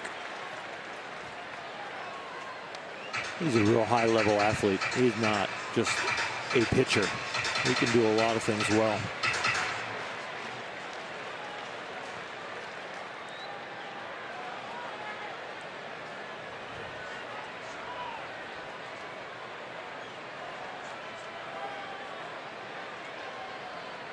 On 1-2, he leaves it up and away. Ball 2.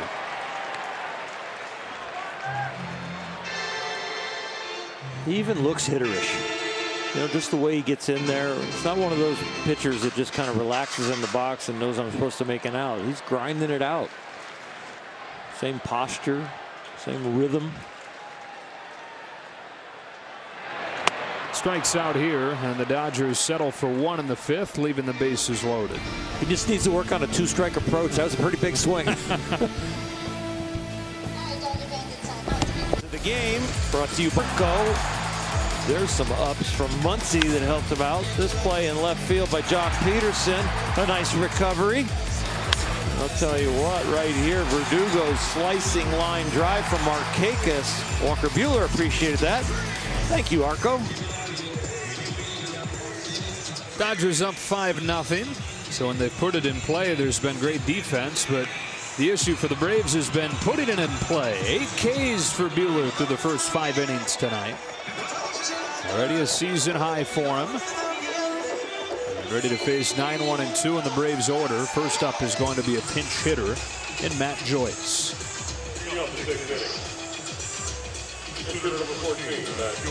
It's been a little time between innings because Walker Buehler making the last out. I think that's a good thing if baseball would extend it as far as the clock when you have to start the inning. When you notice that the pitcher was the last out, I think you should give him an extra 15-20 seconds.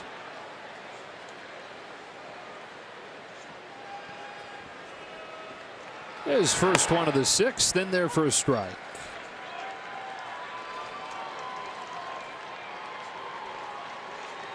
We hear so much about the mental side of Walker Buehler, how smart he is. There's exceptional stuff, obviously, but thinks the game at another level, really thinks life at another level. Broxton deals an 0-2. That is lined into center, and a pinch hit base hit for Matt Joyce, flipping it over to the top of the order. He worked with a legendary sports psychologist while he was at Vanderbilt. Ken Ravizza used to come in there and work with the Commodores. Would hold a couple hour sessions with the team, and Buehler would soak up everything that he could from Ken. One of the big things was understanding what he called green light, yellow light, red light situations. Green light is a lot like tonight, where he's cruising along, carving through the opposing lineup. That's a fly ball. Back of third. Seager's positioned over there. Peterson will come on and catch it. Throw back to first is late. One gone in the 6th. Yellow light, when things start to go against you, you get some traffic. And then red light would be like from last year in the division series, when it all kind of unraveled on him and he gave up the grand slam to Acuna. What process do I use to reverse it is the question that he found he has to ask himself in those situations, and didn't think that he answered that question quickly enough in that second inning in the division series last year. So that was something that he harkened back to, those lessons from Vanderbilt, and hoped to apply that logic moving forward a little bit better than he did in that instance. Josh Donaldson with one out takes strike one.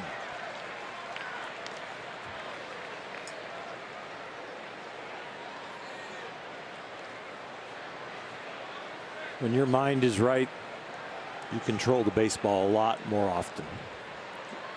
You can control the ball when your mind's not right, but to fix it and to know what the adjustments are, it starts between your ears.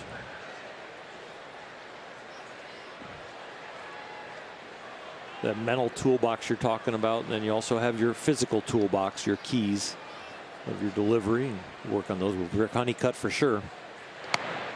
I mean, these two pitches for strikes to Donaldson, 98 and 97, right on the bottom outside corner.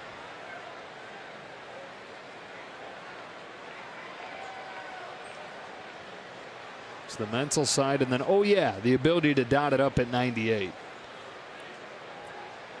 And now 1-2. Donaldson turns it around, but it'll be playable. Bellinger or Verdugo. Cody Bellinger makes the catch. 2 gone.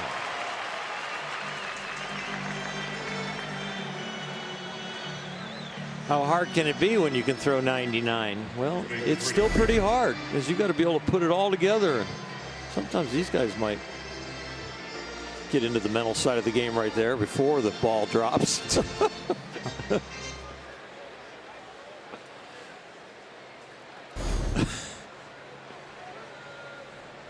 Freeman with 2 out.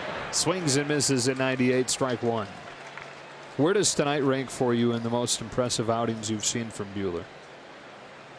Some really good ones down the stretch last year. Yeah. And yeah, golly, the pressure 163 was pretty impressive.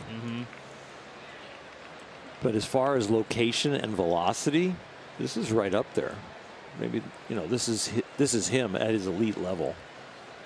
And the breaking ball is still not as sharp and as precise as it can be and has been in the past, but it's getting close.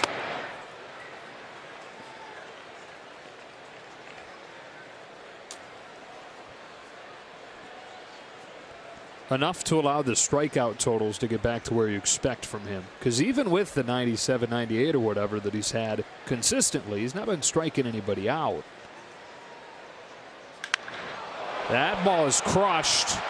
Freddie Freeman breaks up the shutout with a monstrous home run. It's 5-2.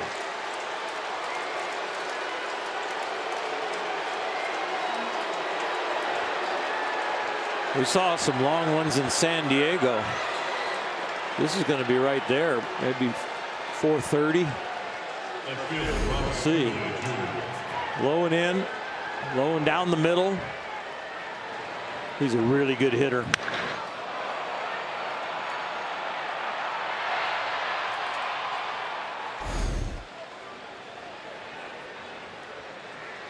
So a 5-2 game here in the 6th. And Acuna cuts and foul tips it, strike 1.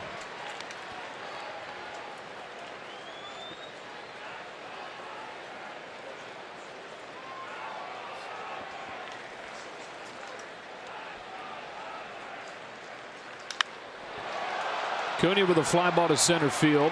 Verdugo's got room on this one to bring an end to the 6th. But the Braves on the board with a 2-run home run from Freddie Freeman. We go to the bottom half, 5-2. Dodgers baseball on Sportsnet LA is brought to you by Jack in the Box. Try Jack's $4.99 spicy chicken strips combo, only at Jack in the Box for a limited time. Price and participation may vary. Back at Dodger Stadium, it's 5-2 Los Angeles to the bottom of the 6th inning. And Sean Newcomb, who now works out of the bullpen for the Atlanta Braves, coming on to pitch. You may remember him as the one that nearly no-hit the Dodgers last August or last July, falling 1 strike shy before Chris Taylor broke it up. Kike Hernandez is going to pinch hit for Jock Peterson to lead this inning off.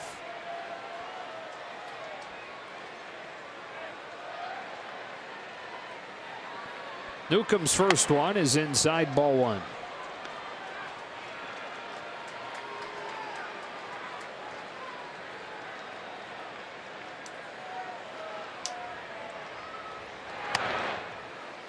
Little bit in, 2-0.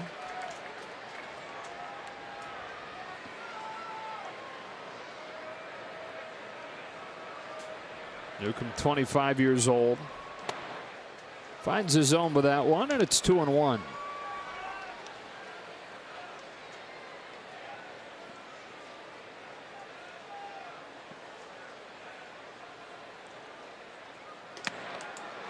Two and 2.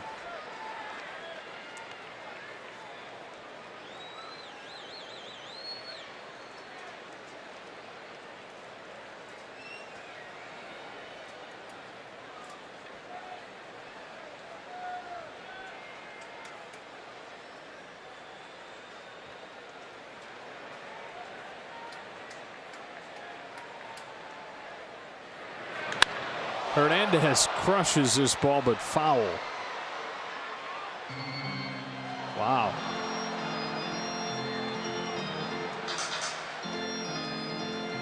Heads up above and heads up below.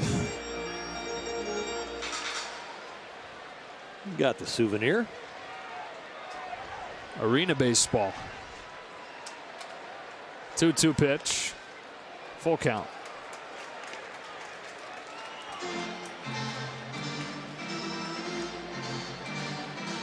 Bellinger and Turner to follow here in the 6th.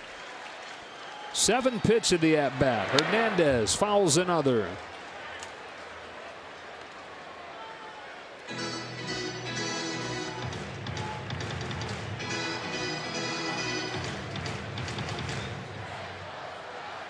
Newcomb can give the Braves some length. When he was in AAA, he was starting.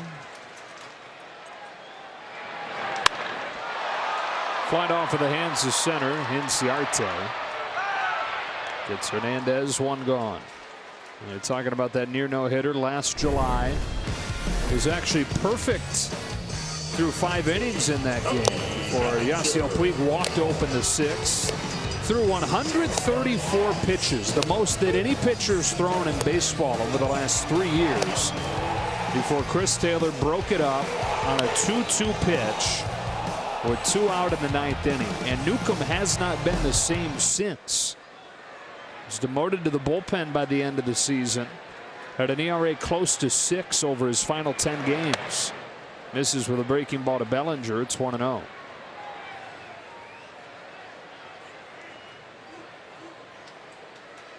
Former Angel farmhand. He was the return to the Braves in the Angelton Simmons deal.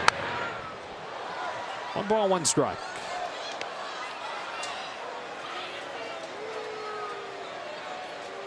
The size, the mechanics, the whole look about him tells you frontline pitcher.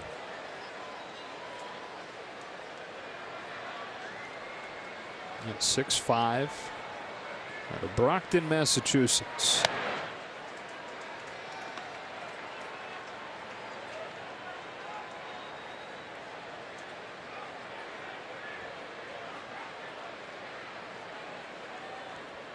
Delivers 2-1, and Bellinger swings and misses 2-2. Left on left changeup. Cody's going to see a lot of pitchers around the league get creative with him.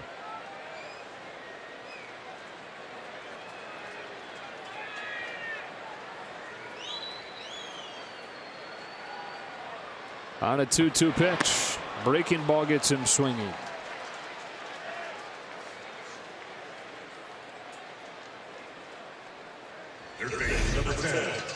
Some breaking ball. This thing is sharp. You can just see the tools that Newcomb has if he can just be consistent.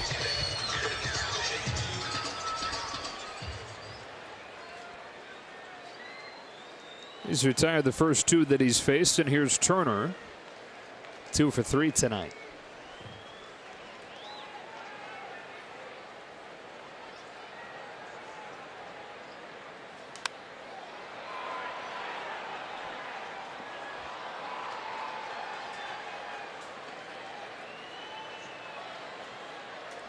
Pitchers and hitters that kind of go into a little tuck as they either in their delivery or getting ready to swing the bat. You can bring your lower half up to your front shoulder, or you can drop it. Turner to right. Markakis finishes off a 1-2-3 inning for Sean Newcomb.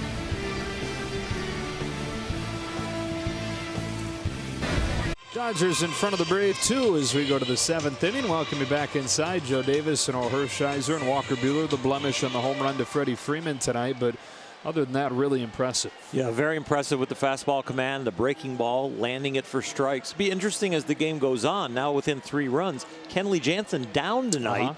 Who's going to be out there to possibly get the save? Well, we know for now, for the 7th inning, it's going to be Buehler facing 5, 6, and 7 in the Braves order. First one to Nick Markakis, takes off on him, ball 1. Kike Hernandez, after pinch hitting, stays in the game at second. Chris Taylor moves out to left, replacing Jock Peterson.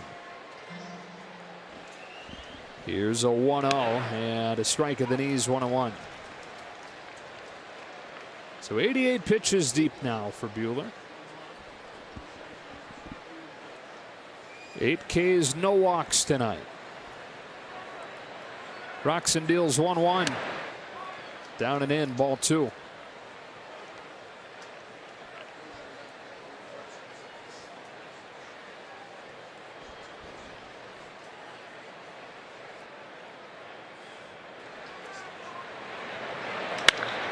Driven to left center field. Verdugo on the move, running out of room, gone.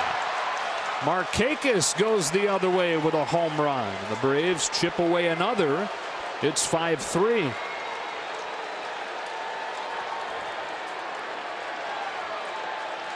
Last 3 pitches, a cutter in, fastball in, and then he tries to go away. He gets it out there in general.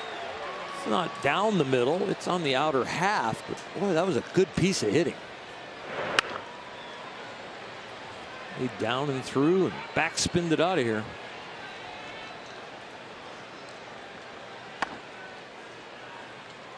Markakis went into yesterday with 2 home runs on the season. He's hit 1 each of the last 2 days now.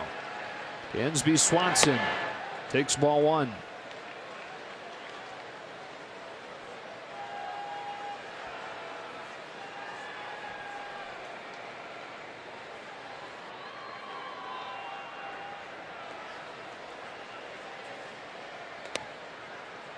Not seen this too many times tonight. Buehler falls behind 2-0, and there is some stirring down in that bullpen.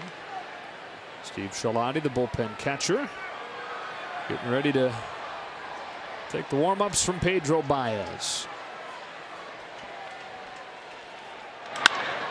Driven to right center. Verdugo catches that bullet for the first out.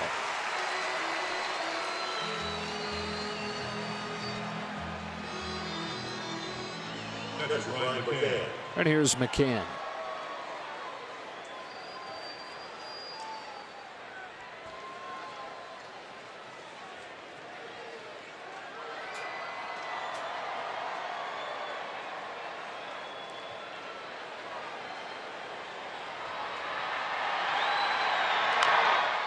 Ouch.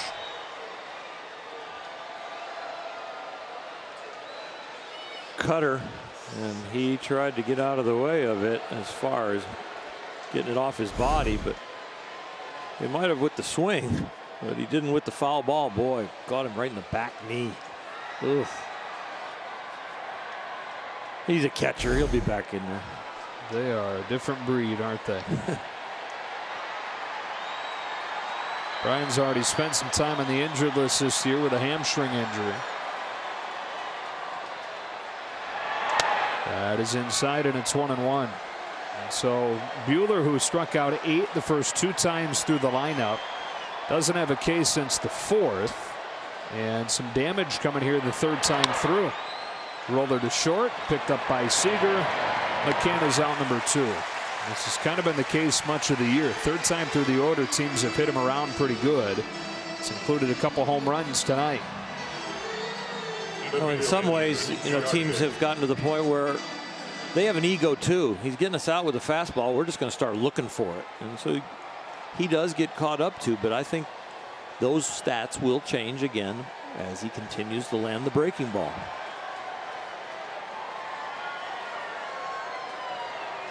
Two gone, 7th inning. Here's Ender Inciarte with the Dodgers in front, 5-3. 1 ball, no strikes.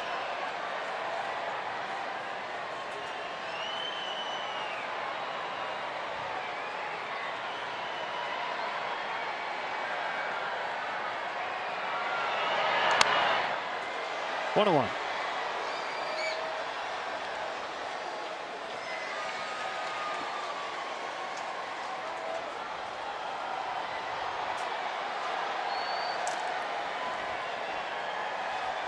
Probably his last batter. It's already his longest outing of the season. He had gone 6 1/3 against Cincinnati. And so trying to go 7 full innings for the first time this year. It's the first time he'll throw 100 pitches in a game this year.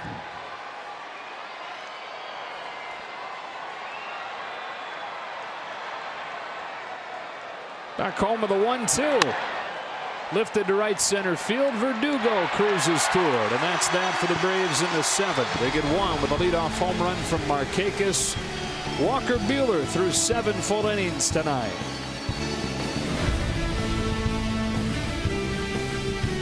5-3 Los Angeles.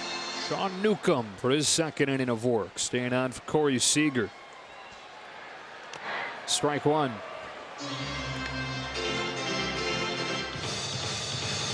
Walker Buehler's night likely finished after 7 full innings.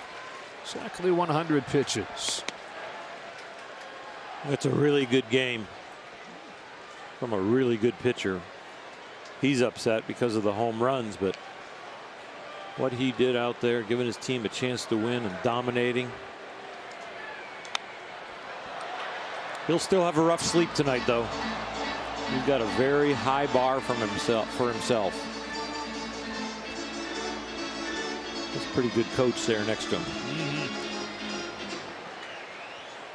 And you see this after pretty much every one of Buehler's outings before he even heads back to the clubhouse. Him and Clayton Kershaw, a lot of times him and Rich Hill. That's Rich Hill's shoulder, I bet. Yeah, does look like Rich's shoulder. Yep. Seager down on strikes, 1 gone. Yeah, those are some pretty good tutors right there. And to be able to talk it through while it's that fresh has to be particularly helpful. Walker has that tool where he's right there and he wants to grind it out and he wants to beat it up from every different angle.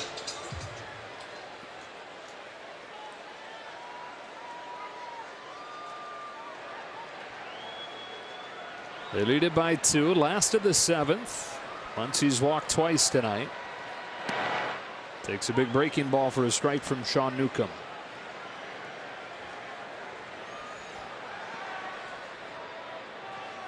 Clayton Kershaw is going to start the 3rd game of this series. It'll be Ryu tomorrow night. I love athletes that are never satisfied. That's what that is. There are a lot of young pitchers that would say, oh man, I did great. Got me three runs, like 7 innings. I've struck some guys out. I didn't walk anybody. That was a really good day. Yeah, he's still grinding on it. Muncy smacks a base hit up the middle. Time now for T-Mobile's connection to the game. We talked about the next 2 starting pitchers for the Dodgers in this series in Ryu and Kershaw. Their combined numbers in the division series against the Braves last year, exceptional. Ryu in game 1 went 7 shutout innings. Kershaw in game 2, 8 shutout innings. The Braves didn't score a single run in games 1 or 2 in this ballpark. Dodgers up by 2 here with a chance to win this first game. That's a pretty tough hill to climb with those 2 coming up. Braves sending the best that they have tomorrow. Max Fried. Here's Chris Taylor laying a bunt down foul. Mike Soroka been really good as well. But outside of that, starting rotation for Atlanta has taken a big step back from last year. One of those pieces that has not been able to recapture what he did last year is Mike Foltynewicz, who's got an ERA above 5. He'll start Wednesday's game against Kershaw. So pitching coach Rick Kranitz.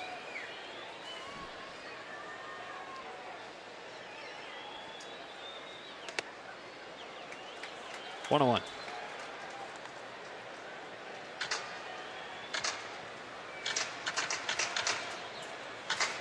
Chris going to start having a different feeling as he drives to the ballpark. When you're getting some hits and you're playing to your potential, boy, it is a nice drive. Can't wait to get to the park. Can't wait to get your uni on, get your workout going, get in the cage. Even though it's routine, it's just a lot different when it's going good. Grass looks a little greener. Food tastes a lot better.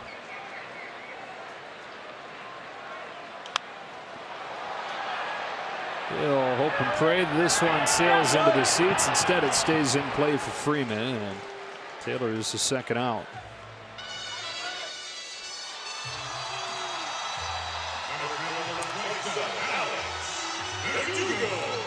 Two gone in the 7th. Up comes Verdugo.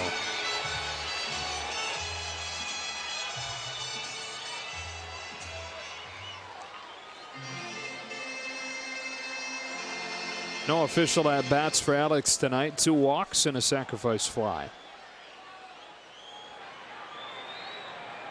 got Muncy at first. As Newcomb deals, and Verdugo pulls his hands in on a strike.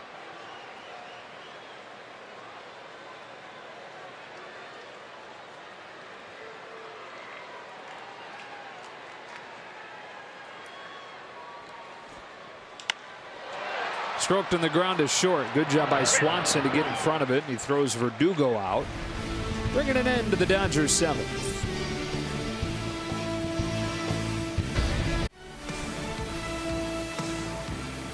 Dodgers baseball on Sportsnet LA is brought to you by Morongo Casino Resort and Spa. Good times. Back at Dodgers Stadium, 8th inning. Dodgers ahead of the Braves 5-3, and here comes Pedro Baez. We talked during the pregame show today about Kenley Jansen's relative struggles in the 9th inning. Joe Kelly's struggles as the primary setup man. Well, the Dodgers are 22-14 despite those things, largely because of the efforts of the guys like Pedro Baez.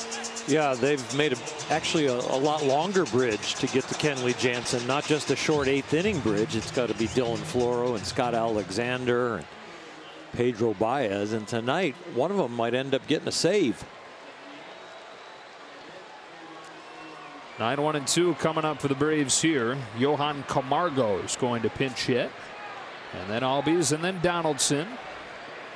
And you wonder perhaps about Julio Urias in the 9th inning with the talented left-handed hitters the Braves could bring up.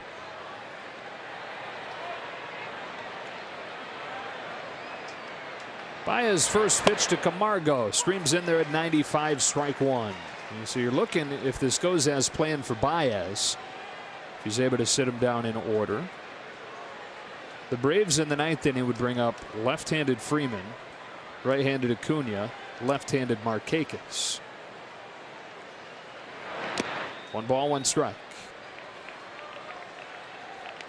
Could be Alexander, could be Julio Urias. I don't think it would be Floro. He dominates righties. There's Scott Alexander down there.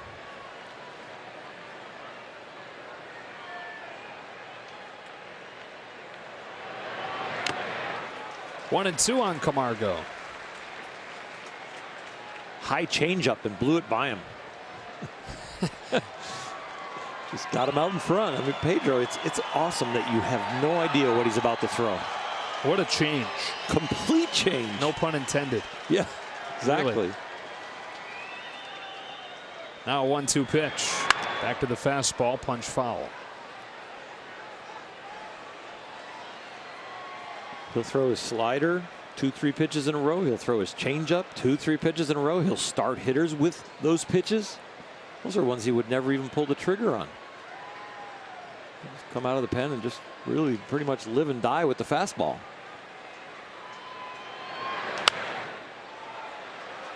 It's made his fastball so much better. That's 96, almost down the middle. Camargo is just way late.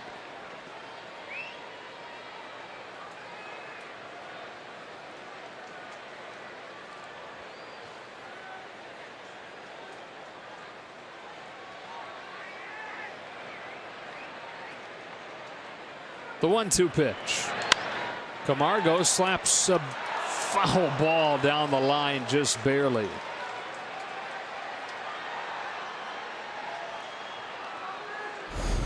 Camargo's had a pretty good approach. That was a changeup, so you think that'd be around closer to fair, but remember the fastball foul ball was almost over the dugout, so the changeup velocity moved it around and he almost got into fair territory. 4th one that he's fouled off. This will be the 7th pitch of the at-bat for the pinch hitting Johan Camargo, with Albies and Donaldson to follow here in the 8th. Dodgers led this game 5-0 after 5 innings, with the Braves getting 2 in the 6th on a Freeman homer, 1 in the 7th on a Markakis homer. That's a ground ball to first, and Max Muncy will take it to the bag for out number 1.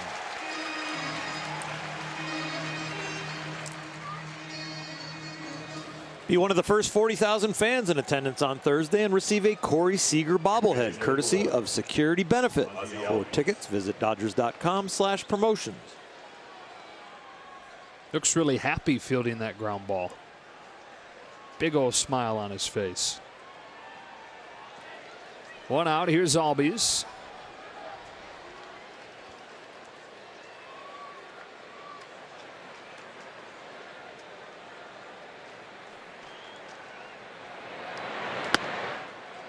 Change dips a little bit low, ball one. No matter if they're right-handed or left-handed, Pedro Baez is going to get the high leverage situation and usually the middle of the order.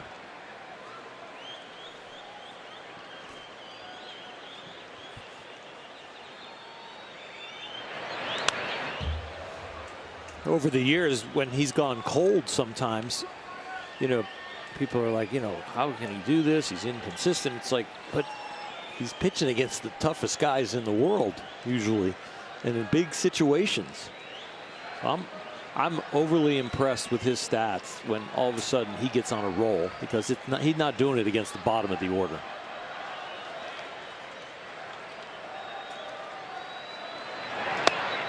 Falls behind Albies 2-1.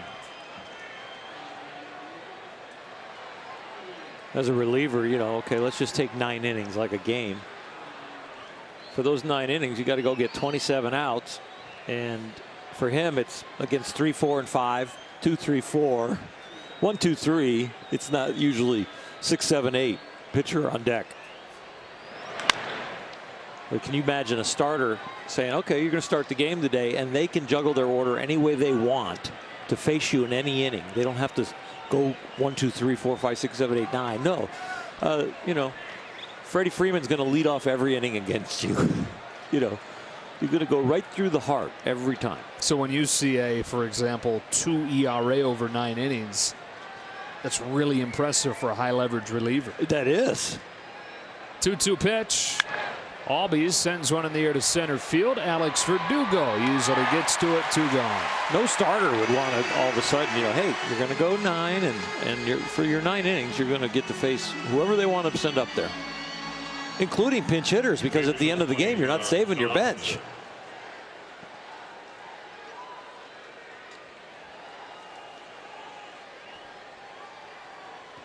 Bases empty, 2 gone. Josh Donaldson, very important hitter here with Freddie Freeman on deck, representing the tying run.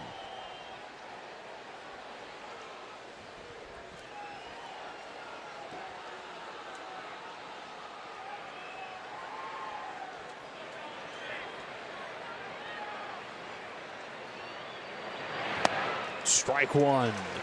Cheating on something else and got a slider.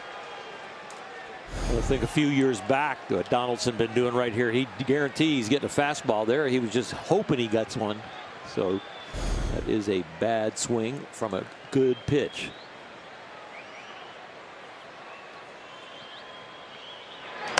And he got the fastball. It was away, and it's 1-1. Now, regardless of the numbers, just the whole body language, the presentation for Pedro Baez. It's almost like there's a permanent, subtle smirk that he knows something we don't know. And finally owning it. Fires a 1-1. Just misses with 97, ball 2.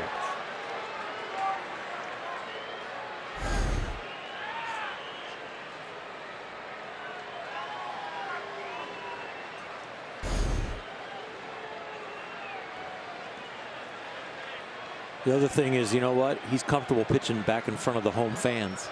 He's not just on the road, because he used to get booed here every once in a while.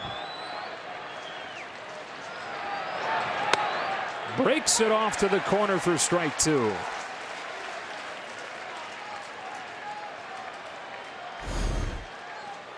Another slider. Acted like a cutter because it was up.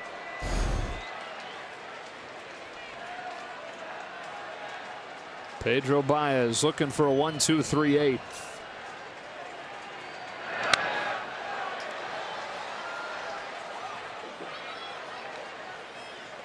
That was a really good slider. Pedro doesn't have like a big slider. His slider is more about taking a little speed off and breaking big enough to get off the barrel of the bat. So his needs to be a little bit more accurate than the ones that are kind of late and sharp and bigger.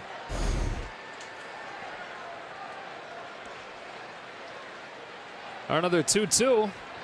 He struck him out. 97-mile-per-hour fastball from Pedro Baez, and he sits the Braves down in order in the 8th.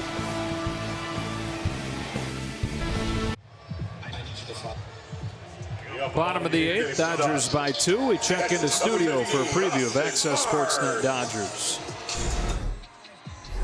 All right, thanks, Joe. The Dodgers have gotten some good defense tonight, some good hitting as well. And how about Walker Buehler trying to improve to 4-0? Buehler, outstanding. I love the defense. Who's going to pitch the 9th inning? We're about to find out. These two guys will break it down. We'll see you soon. All right, guys, pitching the bottom of the 8th for the Braves is Jacob Webb. Riverside native delivers to another, and Austin Barnes. And a fly out to center. Not just Riverside natives, but Poly High School grads facing off there. Well, Barnes the first out of the 8th, and as we assumed we may see, Julio Urias begins to warm for what would be Freeman, Acuna, and Markakis. Here's Russell Martin to pinch hit in the pitcher's spot.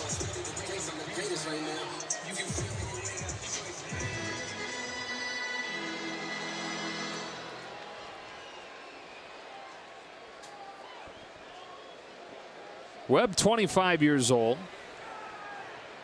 And he's been really impressive so far in his major league debut. 8 games, no runs. First one to Martin. Hit in the ground of the hole, cut off by Donaldson. And on 2 pitches, 2 out. Tomorrow we're offering $1 Dodger dogs courtesy of DraftKings, the game inside the game, to all fans in attendance. Anybody. Buy up to 5 though, only Dodger dogs per person per transaction. Visit Dodgers.com/promotions.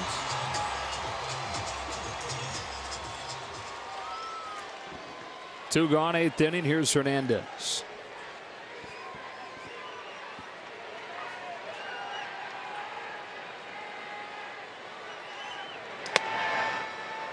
Oh, 0-1. So Julio is really going to have to earn it, isn't he? He sure is. Back to that conversation about high leverage key relievers.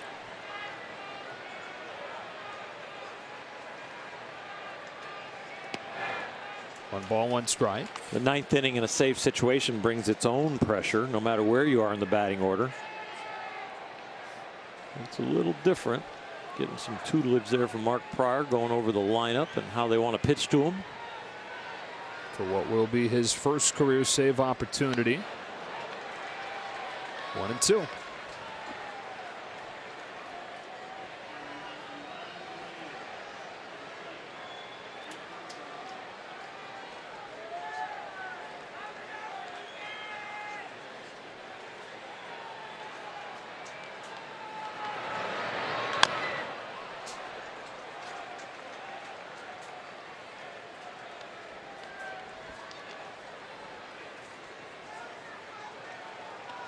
Second AB tonight for Hernandez. Pinch hit for Jock Peterson a few innings ago. Fly to center. 1 for his last 14 now.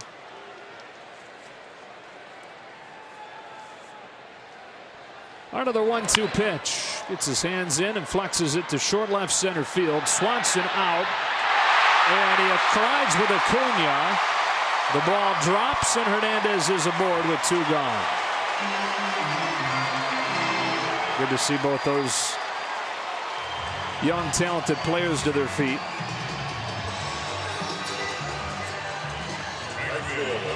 Remember, Kike hit a ball up in the upper deck on a foul ball. So outfielders are playing deep. They have to respect his power. And that was a mild collision, but it is one at that. And it is scary for the players. Infielders stay on their feet. Outfielders are supposed to slide so they don't hit heads. That is officially a base hit for Kike Hernandez, and it gets Cody Bellinger to the plate here with 2 gone.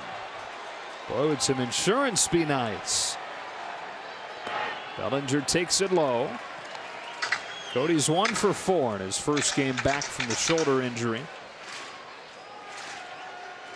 Couple Ks tonight. 2 for his last 10.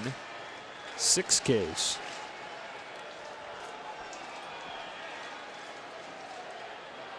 On a 1-0. That's in there. 1-1.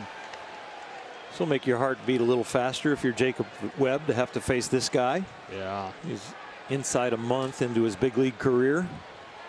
Had his first save. He's had his first win already. Did it on consecutive days. The 1-1. Bellinger got under it. Way into the night comes tumbling down to Inciarte and sending us to the 9th inning as Julio Urias comes on for his first career save opportunity. Freeman, Acuna, Markakis coming up for Atlanta. Top of the 9th. Harder coming up for the Braves, and it's Julio Urias trying to lock it down. As a starter, he had one of the best swing and miss rates on high fastballs. We'll see if Freddie Freeman will offer it one of those. He's also got the good curveball. We'll see what kind of weapons he uses right here. I don't think he'll throw him his changeup, but I think you'll see some fastballs low and away, some fastballs up, and maybe a breaking ball or two. Julio signed 5 days after his 16th birthday, 2012. Dodger scouts were in Mexico City actually to watch Yasiel Puig work out. Decided to make a 2-hour plane ride south to watch a showcase that he just happened to pitch at. They were mostly there to watch the catcher, but they couldn't take their eyes off this guy. Signed him, immediately sent him to low A, and he climbed to the majors while still a teenager. Interrupted by the shoulder surgery. Back in a big way for the postseason last year. And off to a tremendous start here in 2019. Now, his first save opportunity with some of the game's best coming up. Here's Freddie Freeman. Drives the first pitch on a line to Bellinger. He's got it. One gone.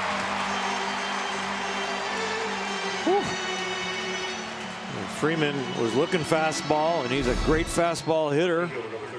This one is just slightly up. He gets a little top spin on it, and that's what keeps it in the park.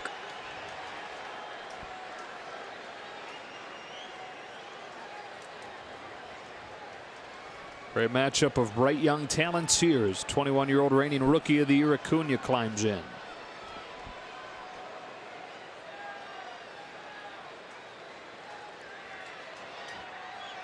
Oh for 3 tonight. Trying to set the table for Markakis, who homered his last time. He waits on deck. Strike one.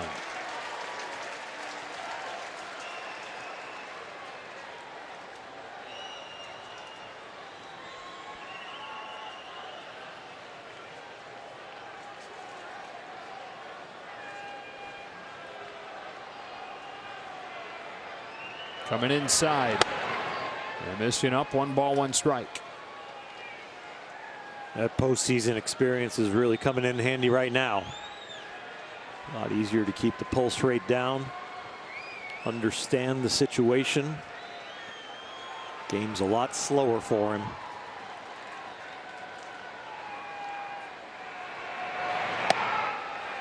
Acuna lays off, ball 2.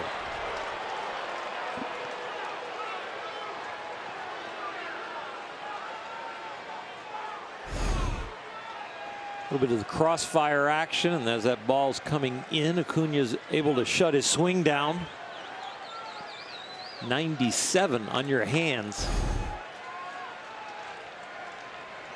And now a 2-1 pitch. Ronald Acuna Jr. swings away and fouls it off. 2-2. How about 96 dotted up?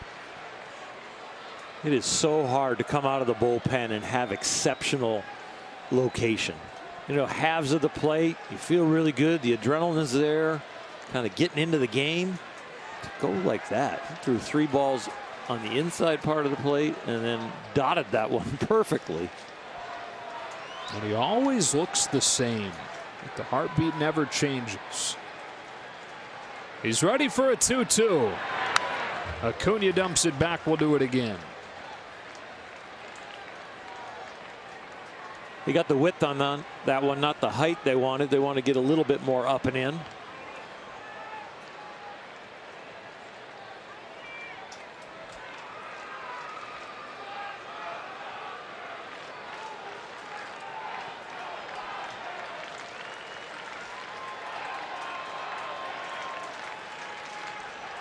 Another 2-2.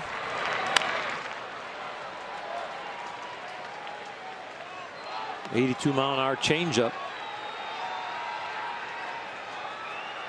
This is a good battle between two young, talented guys.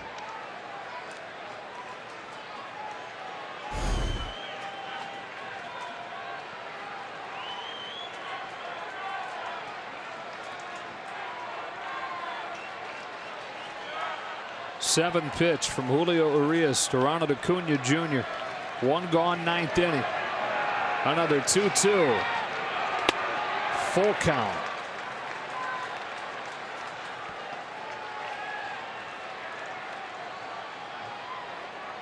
Don't mess around with the walk. Go ahead and challenge him. Something that starts in the middle of the plate and maybe doesn't end up there.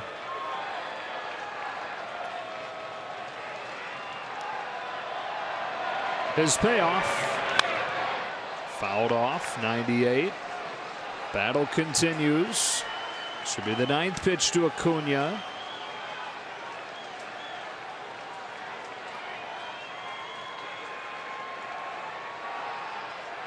I loved where Austin Barnes set the glove there. He didn't go out to the corner at all. That whole glove was on the plate.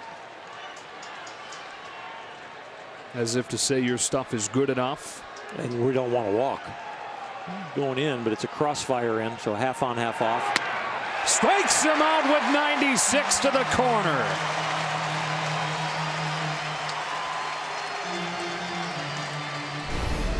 The whole sequence for you right here. This battle between two young stars. 3 pitches in there. Now this one. Oh my. That is unbelievable to move across the plate and make it perfect. Acuna really fighting off that changeup right there. That was the one that got the 3-2. Then all of a sudden he's following him up. But that crossfire, he dropped down a little bit. Just hit the target perfectly. And so it's up to Nick Markakis. 2 gone, ninth inning. Breaking ball to the inside corner, 0-1. Even a little smile from Julio. Wow.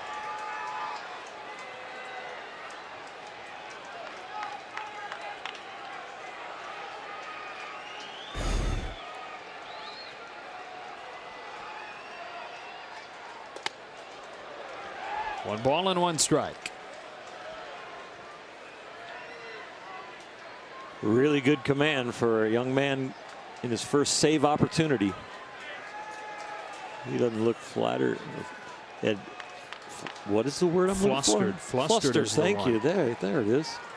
I'm flattered you'd ask. I need help. Here's the 1-1 pitch.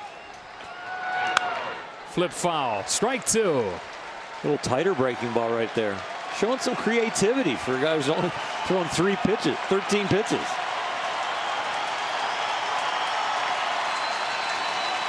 And they'll stand. Dodgers trying to get to 13-4 at home this season.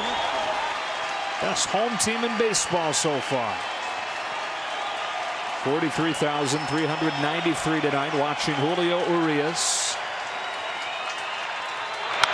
That's a ground ball to short for Corey Seager. That's a wide throw that Muncy comes off to get. And Urias goes 1-2-3 in his first career save opportunity. The Dodgers take game 1 from the Braves 5-3. It was a nice 1-2 punch with Pedro Baez in between of the youngsters, Buehler and Urias. I'll tell you what, congratulations, young man. You even got your first save with a drop-down fastball.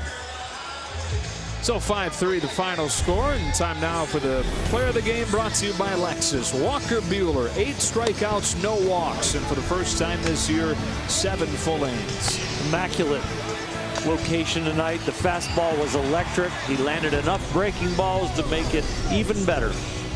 And enough offense to support him. Despite the couple home runs the Braves got, one from Freeman, one from Markakis. The early run support proves enough. 1 in the first, 1 in the second, 2 in the third, and 1 in the fifth, as the Dodgers are now 15-6 in their last 21 games. For Oral and Cole, Joe Davis saying so long and talk to you tomorrow night.